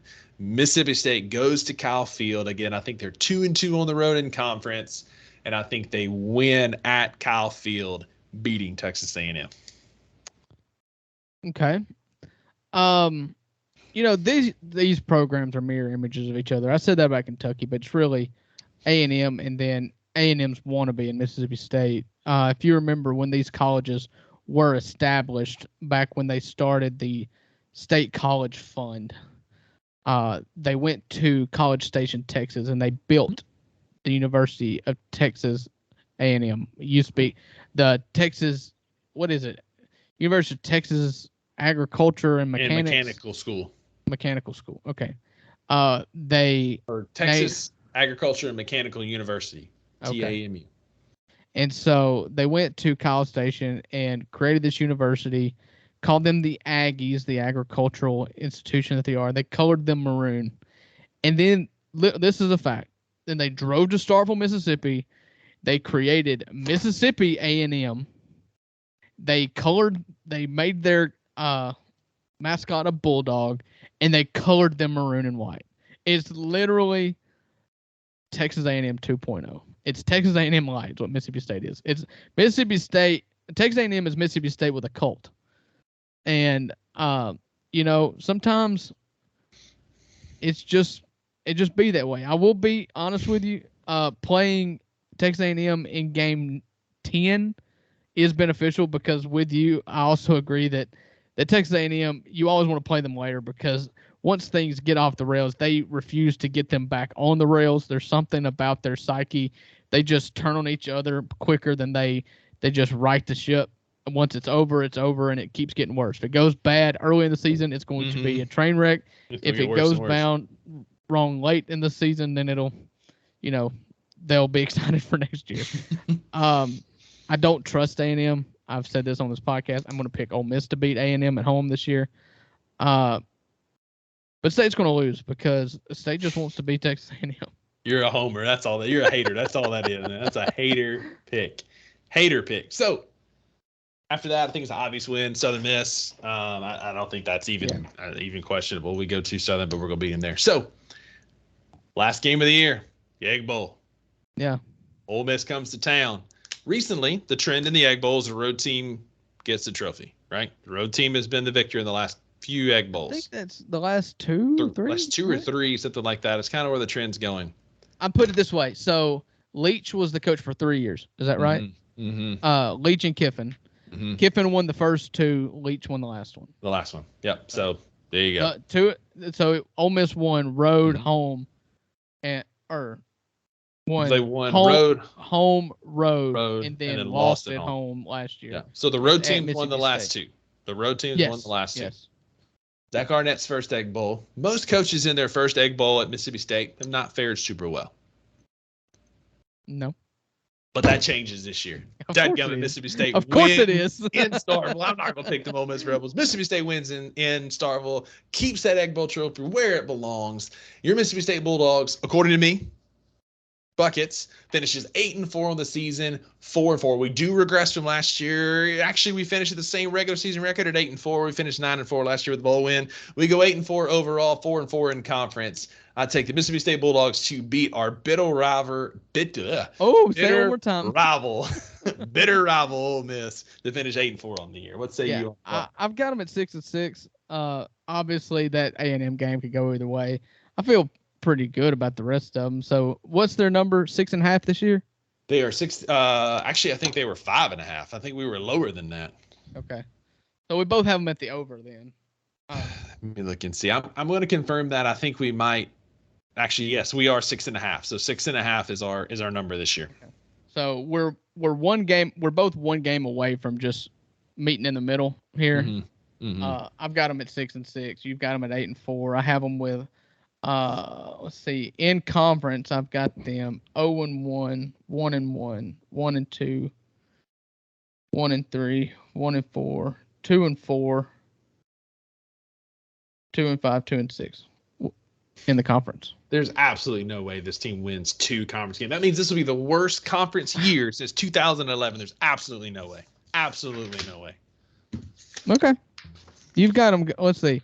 You said 4-4. They haven't been any worse than 4-4 since 2011. They have not been 4-4. So you've got them at 0-1, 0-2, 0-3, 1-3, 1-4, 2-4.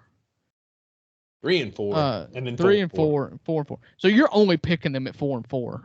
Yeah, I'm not. They're going to be 4-4 in conference. Like our ceiling, sure. Like again, I've been hyping it up. A Bama upset. If we get lucky, our ceiling is 5 conference wins. I'm not going to sit here and say we're going to go undefeated in conference. Man, if you get 5 conference wins, you're going to be 9-3. And I think that your out of conference is terrible. If we get 5 conference wins, Zach Arnett is in the conversation for SEC Coach of the Year. And he should be. And I don't think that's a 9-win Mississippi State team.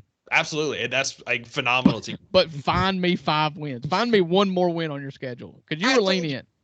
I was, but I told you, the South Carolina's a toss-up. I went loss. On that. That's a very winnable road game. We win that game, even if we don't upset Alabama. That's still 5 conference wins.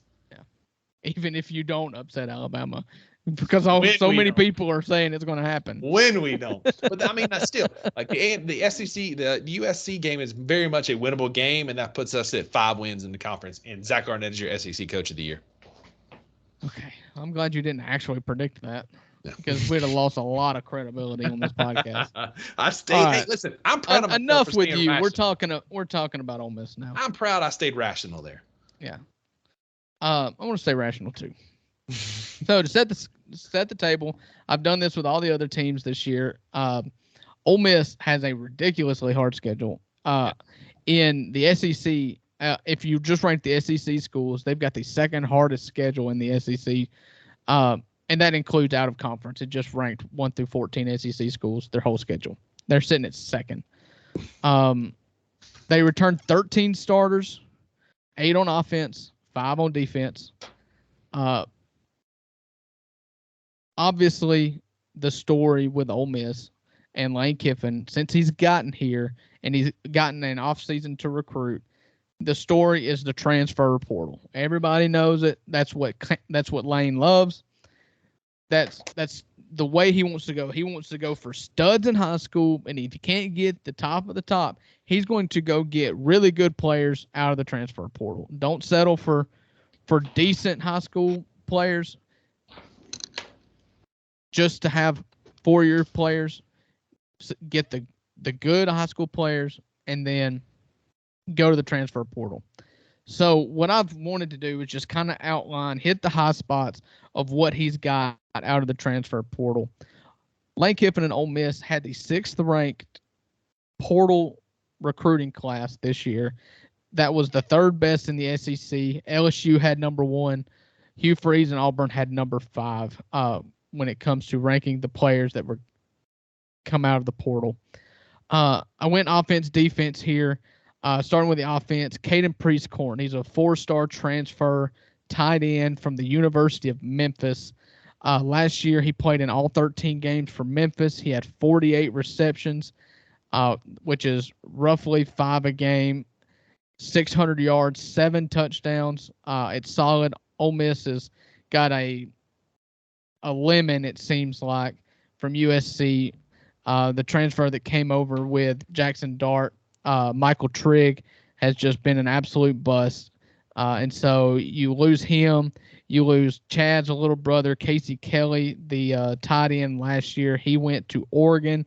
And so Caden Prescorn, a taller, lankier, more athletic option at tight end, will fill in, and he will get a lot of receptions this year, but not as many receptions as the next two guys that I'm going to talk about. Ole Miss lost 2 receivers last year. Both of them are on the 53-man roster for the NFL team that they play for. One, Jonathan Mingo, drafted by the Carolina Panthers, and former Mississippi State Bulldog and former Ole Miss Rebel wide receiver Malik Heath on an NFL roster. So they're replacing both of those receivers this year, but they're replacing them with Zachary Franklin. Zachary Franklin is a 4-star receiver from UTSA. Some of his accolades, and he is on the Biletnikoff preseason watch list. He's preseason All-SEC 4th team, which would mean he's in the top 8 of their wide receivers. That's nothing to be ashamed of. Last year at UTSA, yeah, I'm getting there. I'm getting there. Okay. No, okay. Don't you step on my Ole Miss stats. Go ahead. All right. Last year at UTSA, University of Texas San Antonio, he led all of football in receptions with 262 receptions. He was 2nd in receiving yards. He's a 4-year starter in which he played 46 games, so injuries have not hurt him at all. He's had 13 100-yard games. He holds the top 2 spots at UTSA for wide receivers in all time for receptions, yards per game, and receiving touchdowns in a single season. So his last 2 seasons, he broke the record and then broke his record. And he is 2-time All-Conference USA. He was an All-American, All-Honorable Mention. And if you just talk about last season, he had 15 touchdowns, which was tied for 2nd in football in the FBS with 15 touchdowns. He had 93 receptions, which was 7th in all of football, and he had 1,136 receiving yards. He's a stud. He comes in as wide receiver 1 for Ole Miss after they lose 2 receivers. But that's not the only receiver they got. Rusty, they went to Ruston, Louisiana, and got Trey Harris from La Tech. He was a 4-star. He was also on the Biletnikoff watch list. But, I mean, if you're being honest, everybody with a pulse on a starting roster is on a watch list. He was All-Conference USA in 22. Also in 22, he had 65 receptions for 935 yards and 10 touchdowns. So the 2 receivers that you're coming in to replace Mingo and Malik Heath, last year they combined for 25 touchdowns. And so in a Lane Kiffin offense in which you run the ball a lot, but there's also a fair amount of balance and a lot of shots taken in the air, you've got 2 really good receiving options and 1 really good tight end option with Caden Prescorn from Memphis. On the defensive side, they are not as highly touted, but there's a 4-star cornerback from the University of Miami of Ohio. He had 52 tackles last year, 2 interceptions, and a forced fumble. His name's John Saunders. The one most people are excited about, a fellow by the name of Monty Montgomery. He's a 4-star linebacker from Louisville. He was a JUCO player of the year in the conference. He played JUCO in 22 at Louisville. He had 70 tackles and 6 sacks and 11 tackles for loss. That was 2nd on his team. He was 2nd on his team in tackles and tackles for loss, not for sacks. You've got a 4-star transfer from Georgia Tech, Zamari Walton. He played 48 games in 4 seasons. Again, injuries have not been a problem for him. He's played in every game. You got to think Georgia Tech over the last 4 years, they haven't played in a bowl game, so they've only played 12 games. He's played in 12 times 4 is 48. He's played in all 48 games. In 22, he had 36 tackles from the corner position, 6 pass breakups. He was all ACC honorable mention for a deplorable Georgia Tech team last year. One of the maybe the surprise and a name to look at, a late transfer from James Madison University, a guy named Isaiah Ukwu, as I'm guessing how you pronounce it, UKWU. Can Don't you ask pronounce me. that any better? Ukwu. He had 16 and a half sacks in 3 seasons. 27 and a half tackles for loss and 16 and a half sacks in 3 seasons at James Madison. But all 16 and a half of those sacks came in the last 2 seasons. Last year at James Madison, he was an All-American honorable mention. He was first team All Sun Belt. And in 22 alone, he had 7.5 sacks, 10.5 tackles for loss, and started in all 14 games. And so I know there's a lot made about what Lane loses. You know, we honestly, if you look at the players we brought in and the players we lost, the best player on both of those lists we lost. We lost Davison Igbinosun, who left to go to Ohio State. Can't really argue with that. He was a freshman stud. If Ohio State comes calling, I'm not going to be the guy that says, you know, you shouldn't go to Ohio State. But what he lost, he has found. He has found viable options at. Nothing's a sure thing. I get that. But these 5 guys that I've outlined here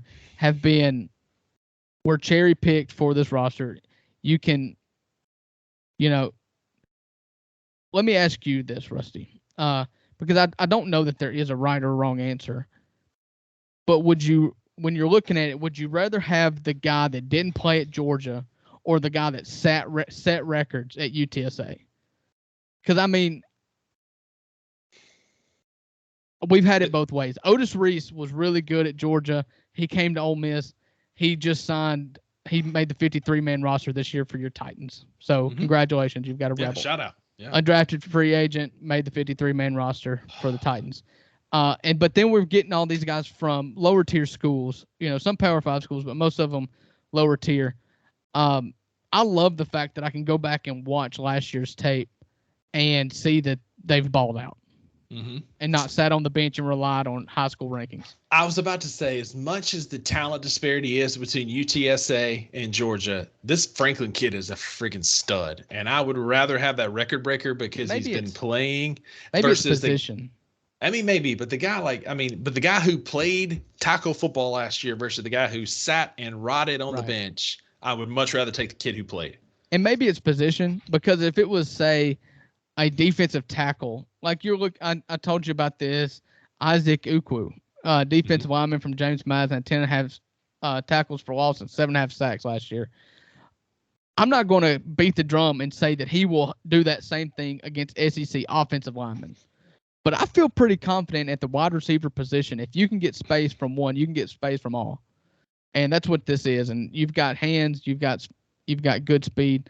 I'm really excited about the transfer wide receivers they've got in. And the defense, you talked about your offensive line stats, about returning all offensive starters. Every member of Ole Miss's defense will be juniors or seniors this year. They're not all, they're transfers, but they're old transfers. They're experienced. They know how to play. They know how to fit in. And hopefully, by the time you get there, even if you're transferred, typically that means you've humbled a little bit at some aspect or another. Hopefully it's a cohesive unit. You brought in Pete Golding from Alabama, who has been a Saban guy for as long as I've known the name Pete Golding. He's obviously known as a dynamic recruiter. That is shown because he just landed a 5-star. The best player in the state of Mississippi chose Ole Miss over Auburn last week for the 24 class. 5-star defensive lineman. So that those chops have transferred, and hopefully in his first full offseason as the Ole Miss defensive coordinator next year, we can really start seeing those impact defensive players come in, especially from the high school ranks. But he's learned under Saban. I mean, Saban is a defensive guy. He's never made any bones about it. And Pete Golding learned under him. And so what was a train wreck last year on defense when it came to scheme and came to management, I'm hoping that turning over the reins from co-defensive coordinators last year to Pete Golding having his say and his control over the whole defense, I'm really hoping for a tick up on defense this year, and I think there's reason to be confident in it. Freshman Aiden Williams out of Ridgeland High School in Jackson, outside of Jackson, Mississippi. He's going to play a factor this year. He was the top 50 recruit, number 43 per Rivals. Look for him to have a breakout year. He's wearing the number 1, which is a big deal for Ole Miss fans because it started with Laquan and then A.J. Brown and then Jonathan Mingo. All three goes on to be drafted and have careers in the NFL. And so hopefully he can continue the lineage of the number 1 jersey at Ole Miss. The most important thing Ole Miss that will sway Ole Miss to being an elite SEC football team or being an average SEC football team is Jackson Dart. I know there was a lot of noise made this offseason. They brought in Spencer Sanders. They brought in Walker Howard. Spencer Sanders, with 1 year of eligibility, left Oklahoma State to go to Ole Miss. And Walker Howard, kind of seeing the writing on the wall that he would be a third string, went to Ole Miss with virtually a promise that he's going to be the starter at 25.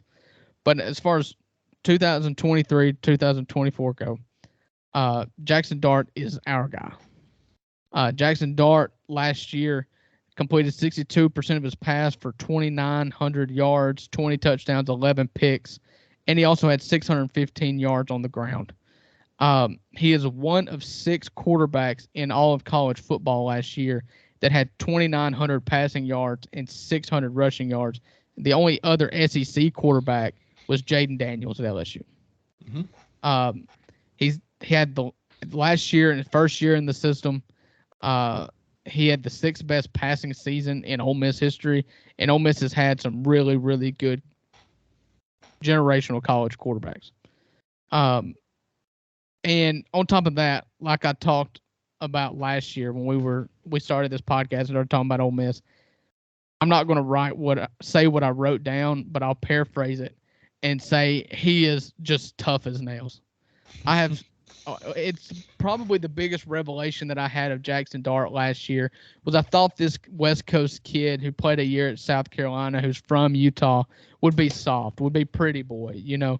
But that man is a hard-nosed gamer, and he earned so much respect from me last year. When everything was going left, he stayed the course, and he buckled his chin strap, tightened it up, and was just ready as the starting quarterback to run you over if need be. If that's the only option we had, man, he was just going to run it, and he was going to lower his shoulder every time. And to me as a fan, I'm sure that it pales in comparison to what the players felt when they saw him doing that. It showed leadership. It showed guts. He's got the gonads to go out there and not be phased.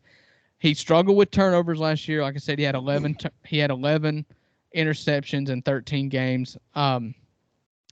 But I believe, and the word out of fall camp this year has been that he is head and shoulders better than Spencer Sanders. I don't think they say it's a competition. They do that to be coy and to be sly. He is the better quarterback. He's better than Spencer Sanders per every report that I've seen. And he's lit up summer ball, fall practice, and to just seemingly easily beat out who was a 3 or 4 year starter at a D1 school like Oklahoma State that throws the ball prolifically around the field, to basically not even allow him the opportunity to truly compete for the one spot on this team says a lot about what I should expect from Jackson Dart this year. Mm-hmm. You know how I felt about quarterback OC or quarterback head coach continuity. I've preached it on this podcast the last 3 weeks. He's got Lane again. He's the same offensive coordinator, but let's be real, this is Lane's offense. He's got a full year with Lane as the starter. I just believe that Jackson Dart is going to emerge as a truly well above average, a good, solid, dependable SEC quarterback. I'm not going to go out and say he's going to win a Heisman, but he is going to be a really, really good SEC quarterback this year, and he's going to have weapons to throw to. But speaking of Heisman, Quinshon Judkins, my man, a true sophomore as a true freshman last year, led the SEC in rushing. He was the SEC All-Freshman Team, SEC Rookie Freshman of the Year, SEC Player of the Year, Newcomer of the Year, First Team All-American, CBS National Freshman Player of the Year. Going into this season, he is predicted to be preseason All-SEC, preseason All-America, preseason All-America First Team consensus. He's on the Doak Walker, the Walter Camp, and the Maxwell watch list. The man has just got it all. He's got a haircut that looks like Harley Quinn. I love him. He is a Alabama kid from 10 minutes outside of Auburn. He had a truly outrageous freshman year. Everybody talked all season once he broke out. Well, NIL is a thing now. He's not going to stay at Ole Miss. Why would he not go to somewhere like Auburn or Alabama? And the thing I love about him most is that, one, he is a great player, but two, soon as that season's over, he put his fists on the table. He put his foot down. He signed an NIL deal. He got a raise. Yeah. But he said Ole Miss is where he's going to be. I love somebody with a chip on their shoulder. Part of his story is that Auburn didn't want him. Mm-hmm. Alabama did not want him. Don't come to me now. It's screw you ball. It's you didn't want me then. Don't want me now. I'm going to beat you for the rest of my life. That's his mindset. That's what I want, especially in a position like running back. Mm-hmm. I love him. In 22, he played in 13 games. He started 10 of them, I believe. 274 attempts for 1,567 yards on the ground alone, with 16 rushing touchdowns and 1 receiving touchdown. He led the SEC in attempts, yards, and touchdowns rushing, and total touchdowns, not including quarterbacks, obviously, position players. Second in SEC of yards from scrimmage, and 9th in yards per attempt. The man's a bona fide stud. He's going to get more carries this year than he got last year. Zach Evans, the other head of the two-headed monster last year, is now a Los Angeles Ram, made the 53-man roster as an undrafted free agent. He's just going to be incredible. Like, there's some things in life you can set your watch by, and barring injury, there is no reason why Quinshon Judkins would not be incredible. You look at Lane in year 1 through 3, he's always ran the ball well, whether it be Ely and Connor or it be Judkins. And I'm blanking on who it was 2 years ago. It was Ely and Connor 2 years ago, but we had them for 2 years. And then last year with Judkins and Evans, what? You want to make a point here. You want to prove. And it's going to help. Okay. Ole Miss last year was 8-1 when they rushed for 4.6 or more yards per carry. The only game that they lost was against Arkansas when you rushed for like 463 and lost on a fluke, on some fluke plays. And 0-4 when they didn't. So you're absolutely right that offense is way better when you're running the ball effectively. So, see, I helped. So Judkins, to back that stat up, last year he averaged 5.7 yards per rush. And let's be honest, as we look forward to the schedule, the Ole Miss's schedule, I think it's important to note what we went through last year. Ole Miss finished 8-4. Ole Miss started 7-1 and lost 3 out of their last 4. They lost 3 of the last 4 because Lane Kiffin became a problem. Mm-hmm. So you can look at that one of 2 ways. 1, Lane Kiffin is a problem. Or 2, if that doesn't happen, there's no reason to think Ole Miss is not 9-3 or 10-2 last year. They lost games. That Arkansas game, they should not have lost. They should not have lost that Mississippi State game. They lost it, but Mississippi State was not the better team last year. You're not even going to argue with me. Okay, I was really bracing for that there. Because there's no point. Like, we were the better team across every aspect of the game last year. We outrushed y'all. We shut down. Shut down Judkins. That's what I'm saying. You're proving my point as well. is that it was a distracted team by the time we got to Egg Bowl last year. And whereas I'm telling you, we got kicked in the mouth. That's where we're actually agreeing. But the root cause is undeniably because Lane Kiffin undeniably flirted openly with Auburn. And so you can either look at Ole Miss's schedule this year and say, okay, well, if we're 7-1 again, will somebody else come calling? Or will we actually finish the job this year and Lane keep his name out of the media? There's nothing to believe that he will. But I'm under the persuasion, and I'm under the hope anyways, that the athletic director at Ole Miss, when he was going through all of this last year, that he sat Lane down and said, if this happens again, I'm just going to fire you. 3 losses at the back end of your schedule with a better than this team because you want to play coaching carousel is unacceptable, and I won't allow it again. So either take the job or shut up and don't talk about it. So that's how I'm looking at this schedule. I'm looking at this roster. I'm looking at the team that we had last year pre-drama and interpolating that forward into this year, taking last year's team, this year's additions and losses, and expecting that Lane will keep his nose clean. Because, honestly, you can't pick a schedule and think that your coach is going to cause a lot of drama. You can't pick a schedule that way. Mm-hmm. So, to get to the schedule, this is You got your piece about Mississippi State. I get mine about Ole Miss. I did a lot of research in Ole Miss, and I've got. Okay. I'll keep it to 3 things. I did a ton of research. I keep it to 3 things because I know we've gone long. I made one of my points earlier about running the ball. Number 1, this offense is going to go by 2 things. As good as Judkins is, he's fantastic. One of the best players of the SEC, if not the best, one of the best players in the country. Should be in the Heisman candidacy conversation. I'll agree with that. This team is going to live and die by Jackson Dart. Can he take that next step? Can he quit turning the ball over? Can he make better decisions? Can he manage a game? That's where it's going to go. The other thing on offense is time of possession. Ole Miss averaged 26 minutes a game last year, where their opponents averaged 33 minutes. Can they do a better job? Ole Miss is a quick strike offense. It's just what they are under Lane Kiffin. It's what they always have been. Can they do a better job of hanging onto the ball to give that defense a break?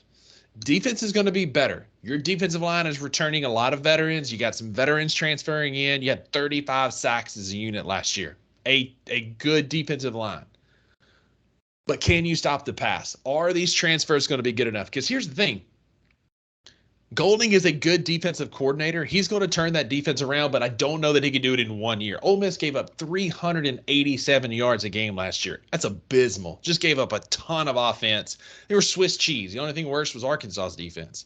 Golding's going to turn it around. He's going to get the players he needs in that system, but I don't know that he can do it in 1 year. Their defense might just be better this year simply because they can't be much worse than they were last year.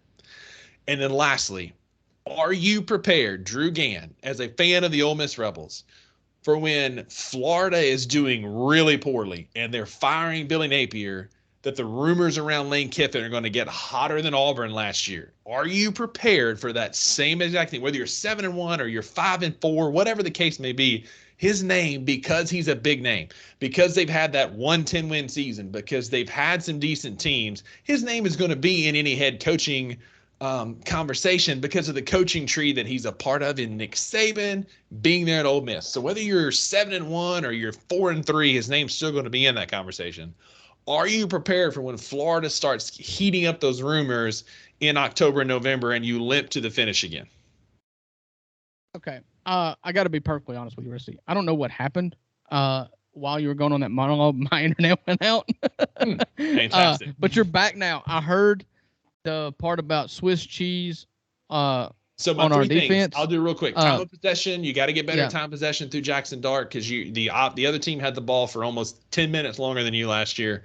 Pete Golding, can he turn it around in a year? Because the defense has to get better because it can't get much worse, giving up almost 400 yards a game. And then are you ready for those Lane Kiffin rumors to get hot around Florida? Okay. First, time of possession does not matter in most cases. Time of possession, lengthy scoring drives are not a thing in the NFL anymore. You're scoring fast. I'm talking about the NFL. I'm talking about college football where it still matters. I misspoke. It still matters in college football. If you got the ball more than the other team, it does not matter as much as you think it should. Okay? Explosive plays.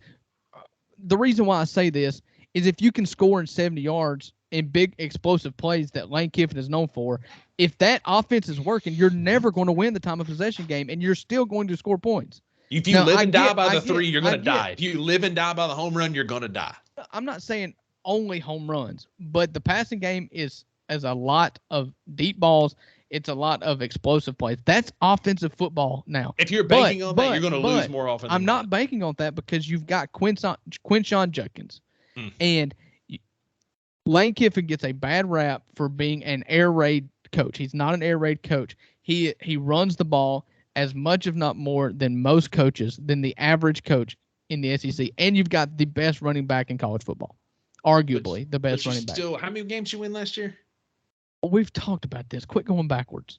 Secondly, it's a simple question. No, we won 8 games last year, and I just made my case for this team being a lot better than an 8-win team last year if you keep the distractions out.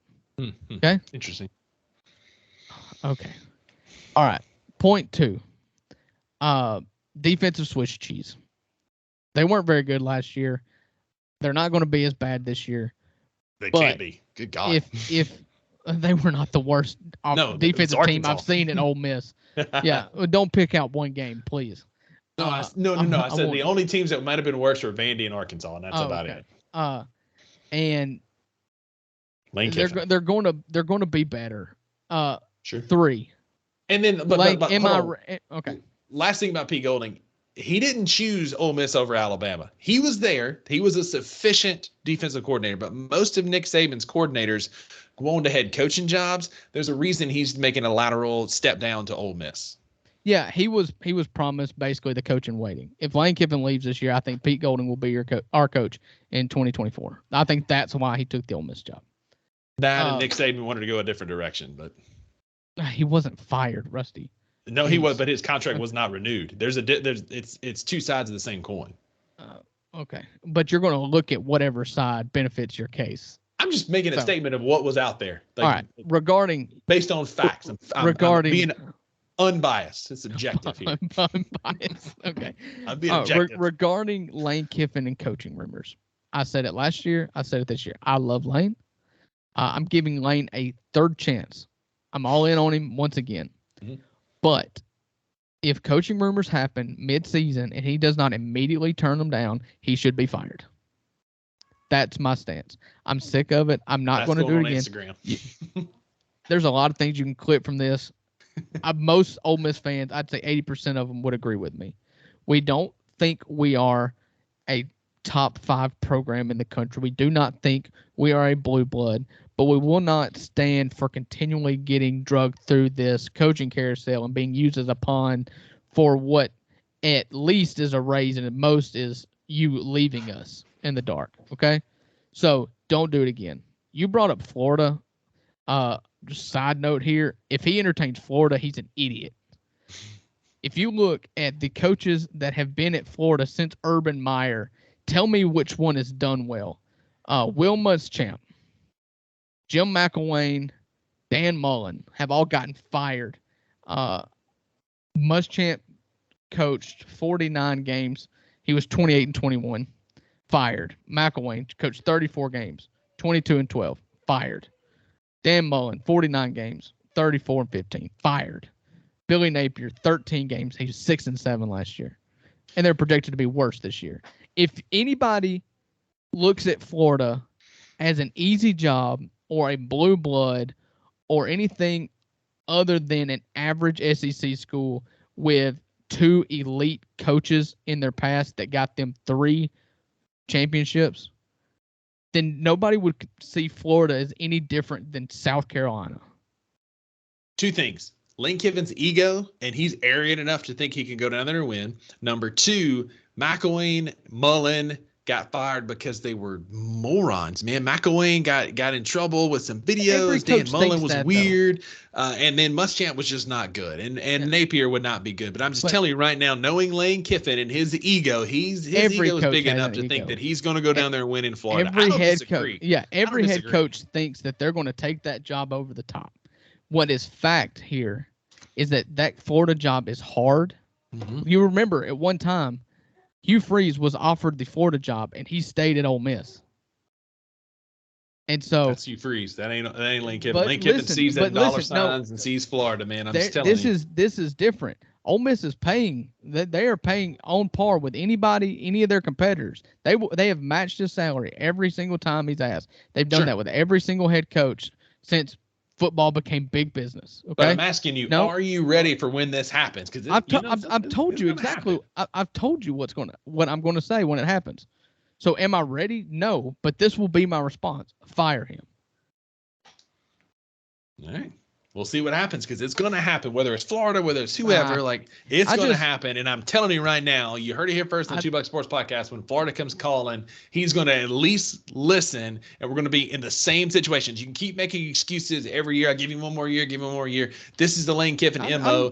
He's going to entertain these jobs. 100%. But what I'm telling you is that if he does it, he will get fired because he has been told that if he does this again, he will get fired. That's what you hope he's told, or you know he's been told? I can't say I know anything, but I can infer and read between the lines that the conversations that I was told was had in that athletic department as he was using us as a pawn. Quote, if you can use somebody as a pawn that you stay with. I mean, using us as a chip on the board, and he said that he wanted to come back because his daughters loved it here. The thing that's not talked about, sure, you can, as a Mississippi State fan, act like Ole Miss is a second-rate job. Fine, I get it. I'll let you play your fan card. P.S. However, we're on the same level. What? Huh? We're on the same level. As much as y'all want to think you're an upper echelon job, you're not. You, Kentucky, South Carolina, we're all in the same. We're all in the same bucket. We're the middle. We're the middle of the pack. It's just what we are. That's man. the difference. We're always reaching up, and you're just always trying to say, "No, you're with me. You're with me." You are absolutely not. Y'all got high hopes. We're the Harvard of the South. We've never lost a party. We're on par with Alabama, LSU. You're on par with every single other middle of the road SEC team. Not named Alabama, LSU, and Georgia. Don't miss me. I'm just saying you have never, and Mississippi State fans have never one time thought that they were better than Ole Miss. They just get mad that Ole Miss thinks they're better than them. That's those Ole Miss thing to say. Like, we're going to deflect and say it's all on y'all, and the Egg Bowl doesn't matter, and beating Mississippi State doesn't matter. And that's bullcrap when it comes right down to it. Y'all want to beat us as bad as we want to beat you. We think we're just as good as y'all are. We're the same par. We're the same exact as Ole Miss. And you can talk about this all you want, but we know what we are. Y'all know what y'all are. We're good SEC teams that are going to be competitive. But at the end of the day, y'all, we're on the same level. As much as y'all want to flick your nose and look down at us, we're the same exact team. Well, I mean, all I'm saying is if we both fell off a boat, you would be grabbing at our feet to try to keep us so we can keep you afloat. Question, where'd y'all finish last year in the SEC? 9 out of the last 13 years. 9 out of the last 13 years. Who has had the better SEC or better overall record, State or Ole Miss? I'm guessing State, since you're Mississippi State. Thank you very much. Oh, I'm sorry. How many Access Bowls have you went to since you've ever cared about? Because you've been to 2 Sugar Bowls. Yes, and a Peach. You've been to 1. We've been to the Peach Bowl. Okay. We've been to the Texas Bowl. Congratulations. You went to the Sugar Bowl. You're going to put the Texas Bowl? Are you going to talk about the Texas Bowl in this conversation? It's not a New Year's Six, but it's an upper level bowl. It's not a New Year's Six. It's not an upper level bowl. You got your butt kicked in the Sugar Bowl once and you won 1. Congratulations. But ladies and gentlemen, Ole Miss has got participation trophies. They're going to hang a banner just like Arkansas. Arkansas's participation ring in the banners up there. Let's go. This is my championship ring right here. Congratulations, baby. Let's go. You're going to get embarrassed in a Sugar Bowl. Congratulations. Hey, let me tell you something. I asked you a question. Lane Kiffin averages 7.4 wins. He's had 1 10-win season, and he's had a 6-win season. The rest of them been 7 wins. That's all I'm saying. Congratulations. All I asked you was how many Access Bowls you've went to. And you said, well, you've lost Access Bowls. But that didn't answer the question. You've been to 1 in your best season ever. So, we're sitting here. We're talking about bowl games, but they don't matter to you in Ole Miss. But we've been to 13 straight. No, but they are indicative to how well your regular season went. Yeah, and that's it. We've had a better regular season for the last 13 years than Ole Miss, except for when you went to the Sugar Bowl, because we've been consistently going to bowls when Ole Miss has stayed at home several years. We're still going to bowls. We're still bowl eligible. It means we won at least 6 games. That streak was held alive by a 5-7 season. How many times has Ole Miss been in bowl games? I mean, it's bowl game. Like that means you had a successful regular season, an above average regular season to go to a bowl game. We've been to 13 straight. Ole Miss hasn't. Missed me with it, man. Yeah, I mean, like I said, you went to a bowl game at 5-7, and you hold on to those Texas Bowl trophies. We got beat the Texas Bowl last year, and I'm not bragging about going to the 13 Texas straight. Bowl. 13 straight. Let's get to the schedule. 13 straight. All right. Well, I'll just make it easy. We're going 12-0 and win the national championship. And now we're going to come back to reality. Meanwhile, back on the ranch, you're going to win your first game against Mercer. That's a pretty obvious we're going to win. And then game 2, the hardest part of this game is it's a ranked game on the road at Tulane, but it's at 2:30 in New Orleans, Louisiana in September. It's going to be hot. But I don't care. It's a win. It's a win. I agree. I think Ole Miss, it's a trending thing right now. Willie Fritz is a good coach. Yep. But these group of 5 teams that burst onto the scene have a really hard time doing it back-to-back years. I agree. And I think they're a trendy pick for Ole Miss to lose this game, but I don't think so. I think they beat Tulane. Yeah. Georgia Tech, it's a win. It's a loss for Georgia Tech. Walking away for Ole Miss. So we both got them 3-0. Mm-hmm. I think this is the most vulnerable Alabama's been in a while, just because they don't have Bryce Young at quarterback. Before Bryce, it was Mac Jones. Before Mac Jones, it was Jalen Hurts. You don't know who the successor is, and that's the only reason why I say it's susceptible. Don't confuse susceptible with a win. I'm not going to pick Ole Miss to go to Bryant-Denny and win that game. And that's the reason I don't think it's a win. Y'all have done some crazy things, but you had Chad Kelly. You had some good quarterbacks in those teams. Jackson Dart is good, but I don't know. I got a loss. Yeah. And unfortunately, the next game is at home against LSU. LSU, who I picked to win the West. LSU that almost always Ole Miss plays well, especially at home. I picked it as a loss. I believe this is more 50-50 than people would like to believe because of just the attitude of that game on that team. They're going to have it circled. Old heads at Ole Miss have it circled. Everybody loves to see LSU lose in Oxford. I don't think it's going to happen, but it is circled, and it's not. An L is not written in ink here.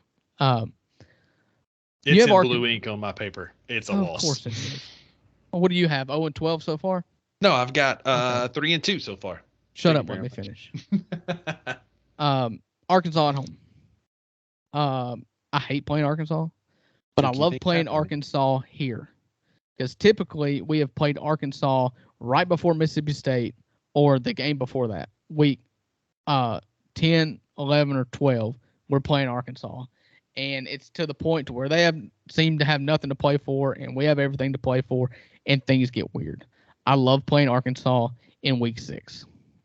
For that reason, and because I think Ole Miss is just better than Arkansas. Arkansas is going to win that. Ole Miss is going to win that game. I think Ole Miss is the better football team. It's at home. It's in Oxford. But crazy things happen in that game. Sure. And it's a wild toss-up game. I knew you were going to take that as a win for Ole Miss. I took it as a loss. I think Arkansas wins that game on a kooky 4th and 25 or a kickoff lateral. Crazy things happen in that game, man. It's one of those, like State Ole Miss, you can't really pick what's going to happen because it's a wild game. I get it. And you can say that, but I've consistently said I'm not going to predict chaos. It's impossible to pick wins and losses and know.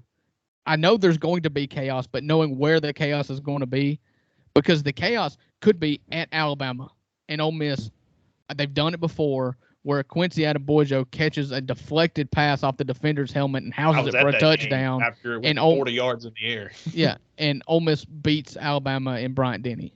The chaos happens anywhere. Mm-hmm. And most often happens against Arkansas. Right. But to pick a schedule based on potential chaos, I feel like it's just a really easy way to make yourself look like an idiot. I just feel like it's happened. Go by me to be an idiot. I feel like it's happened in the Arkansas game more often than not. So I'm hedging my bets by the law of averages here, and it just feels like kooky things happen. And so we've got to find some ways that we can differentiate here. I'm taking the Arkansas game as a loss for Ole Miss. We're going to get there. Yeah, I think it's very important at this part of the schedule to stop and note the bye week here. Mm-hmm. Arkansas at home, you get a week off, and it's important here because the next week you're going to Auburn. That's going to be to an play emotional Hugh. game, an emotional game. Can you imagine, as an Ole Miss fan or as Ole Miss media, what that 2 weeks is going to be like instead of just 1 week? The message boards are going to be on fire. Yes, absolutely. Auburn's going to have other problems. I'm sure their bye week's not the same bye week at Ole Miss. But their problems are going to be compacted into a week, whereas I'm going to have to think about Hugh Freeze for 2 weeks. Now, my hope is Hugh Freeze has been gone for a long time now. There's no players on this staff, on this team that were coached by Hugh Freeze. There's one staffer still there that, for the record, was under Hugh Freeze. Auburn's bye week is 2 weeks before they play Georgia on the 30th, have a bye week, LSU, then Ole Miss. Okay, so they're coming off LSU on the road or at home? Let's see, they play at LSU. Okay, so they're coming off of a game at LSU. That's important. That proves my case here. Mm-hmm. Coming off a game at LSU, and Ole Miss is coming off of a bye. It's emotional. Whereas I don't think the players or the coaching staff cares about Hugh Freeze on the sideline and the politics of it all. Like, Hugh Freeze and Lane Kiffin have no beef. There's no bad blood. It is the fans versus Freeze, and the Freeze versus the administration that fired him. None of those people are still there anymore. I don't think there's beef. There's going to be beef on that field, but it is going to be a lot of tension for fans wanting to beat Hugh again. And you're going to have to do it at Auburn. And Ole Miss historically does not win in Auburn. I can't remember the stat, but I believe the year Bo beat them it's like the last time Ole Miss has beaten Auburn at home, at Auburn's place. And so it never looks well. But because of the bye week, because they're coming off of a road trip to Baton Rouge, and because I'm not very high on Auburn at this point of the schedule, like I said, I think they're going to get going late. I think it's worse for you guys than it will be for us because we're catching them earlier. It's a win for Ole Miss. So I am an unbiased participant in this podcast, unlike my esteemed colleague. I am an unbiased participant. To knock over your computer screen. And so I did my homework on this, and I saw that Auburn was playing Ole Miss after they had Georgia a bye week and then at LSU. And so I'm taking this as a win for the Ole Miss Rebels to beat Hugh Freeze, to beat Arkansas. They're going to win there. I got to move into 4-3. Again, you're right. You're catching them early before they get in a rhythm, and I think Ole Miss wins to move to 4-3. Okay. Then we play at Vandy at home. That's a win. That's a win. A&M at home, preseason ranked 23. I've beat this like a drum. I don't trust them. We've got them a little earlier than you have them, so maybe the wheels hadn't totally fallen off yet, or maybe we are the crazy X that slashes the tires, and that's what I really hope. So the meltdown will come at Vaught Hemingway Stadium in the visitors' locker room after Ole Miss beats A&M. You've got them at 7-2 right now, huh? Yeah, but I really don't think I'm saying outside of Alabama and LSU, there are no obvious losses here. I'm not being a homer to this point. That's probably fair. There are no Auburn on the road is the only one that you could say historically Ole Miss should lose that I picked as a win. And then you can never know what's going to happen against Arkansas. Again, I'm not picking chaos. Ole Miss is a better team on paper. Said you never know what's going to happen. And they're playing them in Oxford. That's not an outright. That's not a homer pick. 7-2. So yes, Georgia at Athens. It's a loss. Yeah, I agree. Yeah. I've got Ole Miss. Did you have Ole Miss? Did you have Ole Miss at A&M? Ole Miss and A&M. I had Ole Miss winning. I have been a much more sensible 6-3 going into that Georgia game. I think that 3 losses is very likely at that point, but I don't think there's any way that they beat Georgia. I think 3 losses is likely too, but I just don't know which one it is. And based on matchup by matchup, looking here, I don't see it either. So you got them at 7-3. You got them at 7-4, heading to ULM, which is an obvious win, and then that Egg Bowl at Mississippi State. And I think they win for all the reasons I've just said before. I think Ole Miss is a better team. There's more continuity. The only thing that could derail us is the same thing that derailed the better team from winning last year, and it was coaching drama. And if coaching drama happens, I hope there's no more drama at this point because he is packing his bags. And Pete Golden has taken over on an interim basis, which will be making full-time in a couple weeks. So for the same reason, continuity, I think we're the same. We're the two sides of the same coin. Mississippi State has the same defensive coordinator that's now their head coach. We have a new offensive coordinator. Ole Miss has the same offensive coordinator that's now that is their head coach, and they have a new defensive coordinator. It's two sides of the same coin. I think for continuity reasons, with the state defense, what it is, like I talked about earlier, Mississippi State wins when you've got a new head coach who is our defensive coordinator. It's a streamline. I get it. It's one thing if we pulled somebody from Wazoo, or we like Mike Leach, or we pulled somebody from Miami, or we pulled somebody from somewhere else. It's an in-house hire. It's continuity, man. Whether you want to blame it, you're a hater if you say it's not, because it's what it is, man. It is. It's the same. How is it different than Ole Miss putting in a? Hold on. How is it different? We're putting in a new offense with the same defense. How is it different than putting Ole Miss has the same offense, putting in a new defense? How is it different? Because the head coach is still the same. The CEO of the program is still the same. It's the same philosophy. It's still calling plays, just like Lane Kiffin's calling offensive plays. He's still going to be calling defensive plays. And I don't know if you know this or not. If that's the case, but we're going to check the notes real quick. And Mississippi State held Ole Miss to 78 yards on 39 carries last year. It's the same defensive scheme. Again, Judkins, man, the savior of the Ole Miss, the saint here. Judkins held to 78 yards on 39 carries. It was a bad game. Nobody's disputing that. It's a bad game. You got hit in the mouth is what it was. Oh, you found a defense that can line up and hit you in the mouth and shut down Judkins, shut down that offense. And if it wasn't for that fluke Will Rogers fumble, y'all wouldn't have scored at the end anyway. Because Will Rogers, he ran the ball twice last year, once in an FCS game and the other one against Ole Miss, and he fumbled. Yes.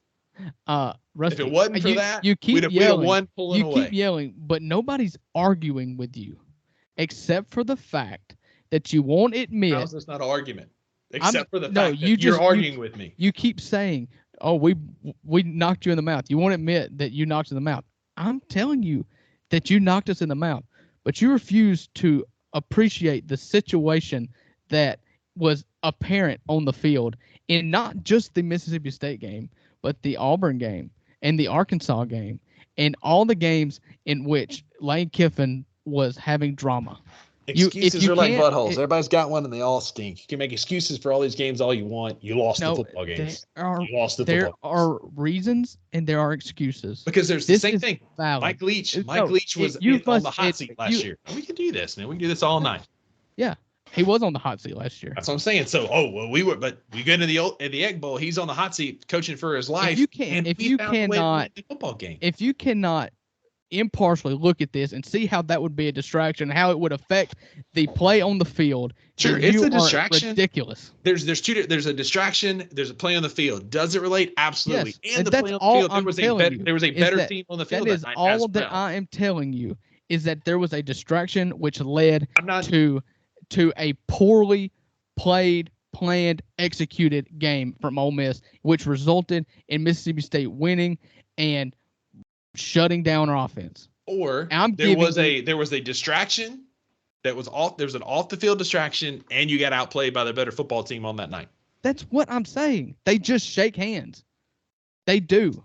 You cannot say it doesn't. All right, say we were the better team last year. Then no, I'm not. There it is. Because of this exact thing that I'm trying to get you to realize was a problem. But it was a problem, and we were the better team last year.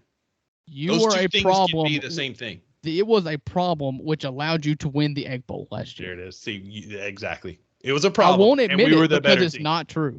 I don't know, man. What was y'all's record last year? Oh my God, it was the same as yours. Quit asking the same question as if it's a rebuttal. Get something new, or stop. Why do I need to get something new when it's a fact? It's a truth. What's the same? You keep saying, what was your record last year? But you're talking like you're going to be like you're going to finish 10-2 or 11-0. I believe or whatever. We were. I do not think so. I do not. Y'all had a very front-loaded, very easy front part of your schedule. The back part of your schedule was much more difficult. There was absolutely no way you were going to go 10-2. It was an absolute no gauntlet. Friggin' way. There's no friggin' way. There was an absolute gauntlet down the stretch. So 10-2 all these games. 10-2 is a homer pipe dream. In which we were 8-1, and the rest of the games we lost close games in which it was obvious that this was a distraction.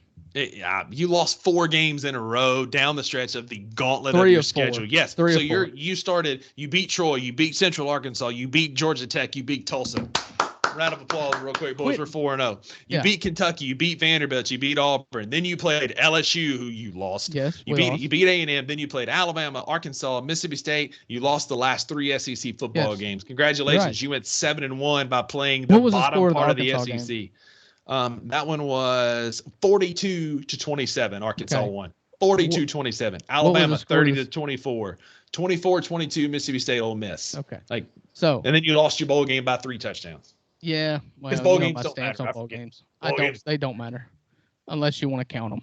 But they're only serve your purpose, right? The bowl, the only part of a bowl game that you also lost to LSU by 25 points. So yes, I know that LSU team was good. We've talked about this. It's the reason why I think they're winning the West. We lost by 14. Congratulations. It's just asinine. And I'm done talking about last season. That's not the reason of this podcast. But if you just cannot see how a distraction results in loss, if you can't see that and understand that. Sure, I'll give you a loss or two. Sure. So I'll give you a loss or two, 1 or 2. But then you got to figure it out. You're grown men playing tackle football. You can't make excuses all day long. Okay. I don't want to hear any excuses when your new head coach flops on his face this year. And you'll hear none when we're not flopping on our face. And we finish 8-4. So, well, I hope everybody enjoyed the last episode of the 2 Bucks Sports Podcast. We were right. It's been a good run. It's been a good run. Rusty, I'll talk to you Wednesday and not a moment before. If that. Drew, tell them where they can find us for now. You can find tonight's episode, the last ever episode of the 2 Bucks Sports Podcast, on Apple Podcasts and Spotify, searching the number 2 Bucks Sports Podcast. Check us out on Instagram. That's where we do the most interacting at number 2 Bucks Sports Pod. And if you want to watch this YouTube video, it'll be good. It'll be a good YouTube video to watch. Watch it on YouTube, 2 Bucks Sports Podcast, just like everything else. Yep, absolutely. So be on the lookout. I'm venturing out on some more social media. Drew's got our Facebook. We've got our Twitter. I'm thinking about maybe doing a TikTok. That's where everybody's at. That's I'm not going to participate. I know, but I'm just going to do essentially what I'm doing short videos on our TikTok to get more exposure. And guys, just be on the lookout for that coming from the 1 Buck Sports Podcast starting next week as this thing starts to wind down. Drew, thanks, buddy. I appreciate it. All right. See you guys. Bye.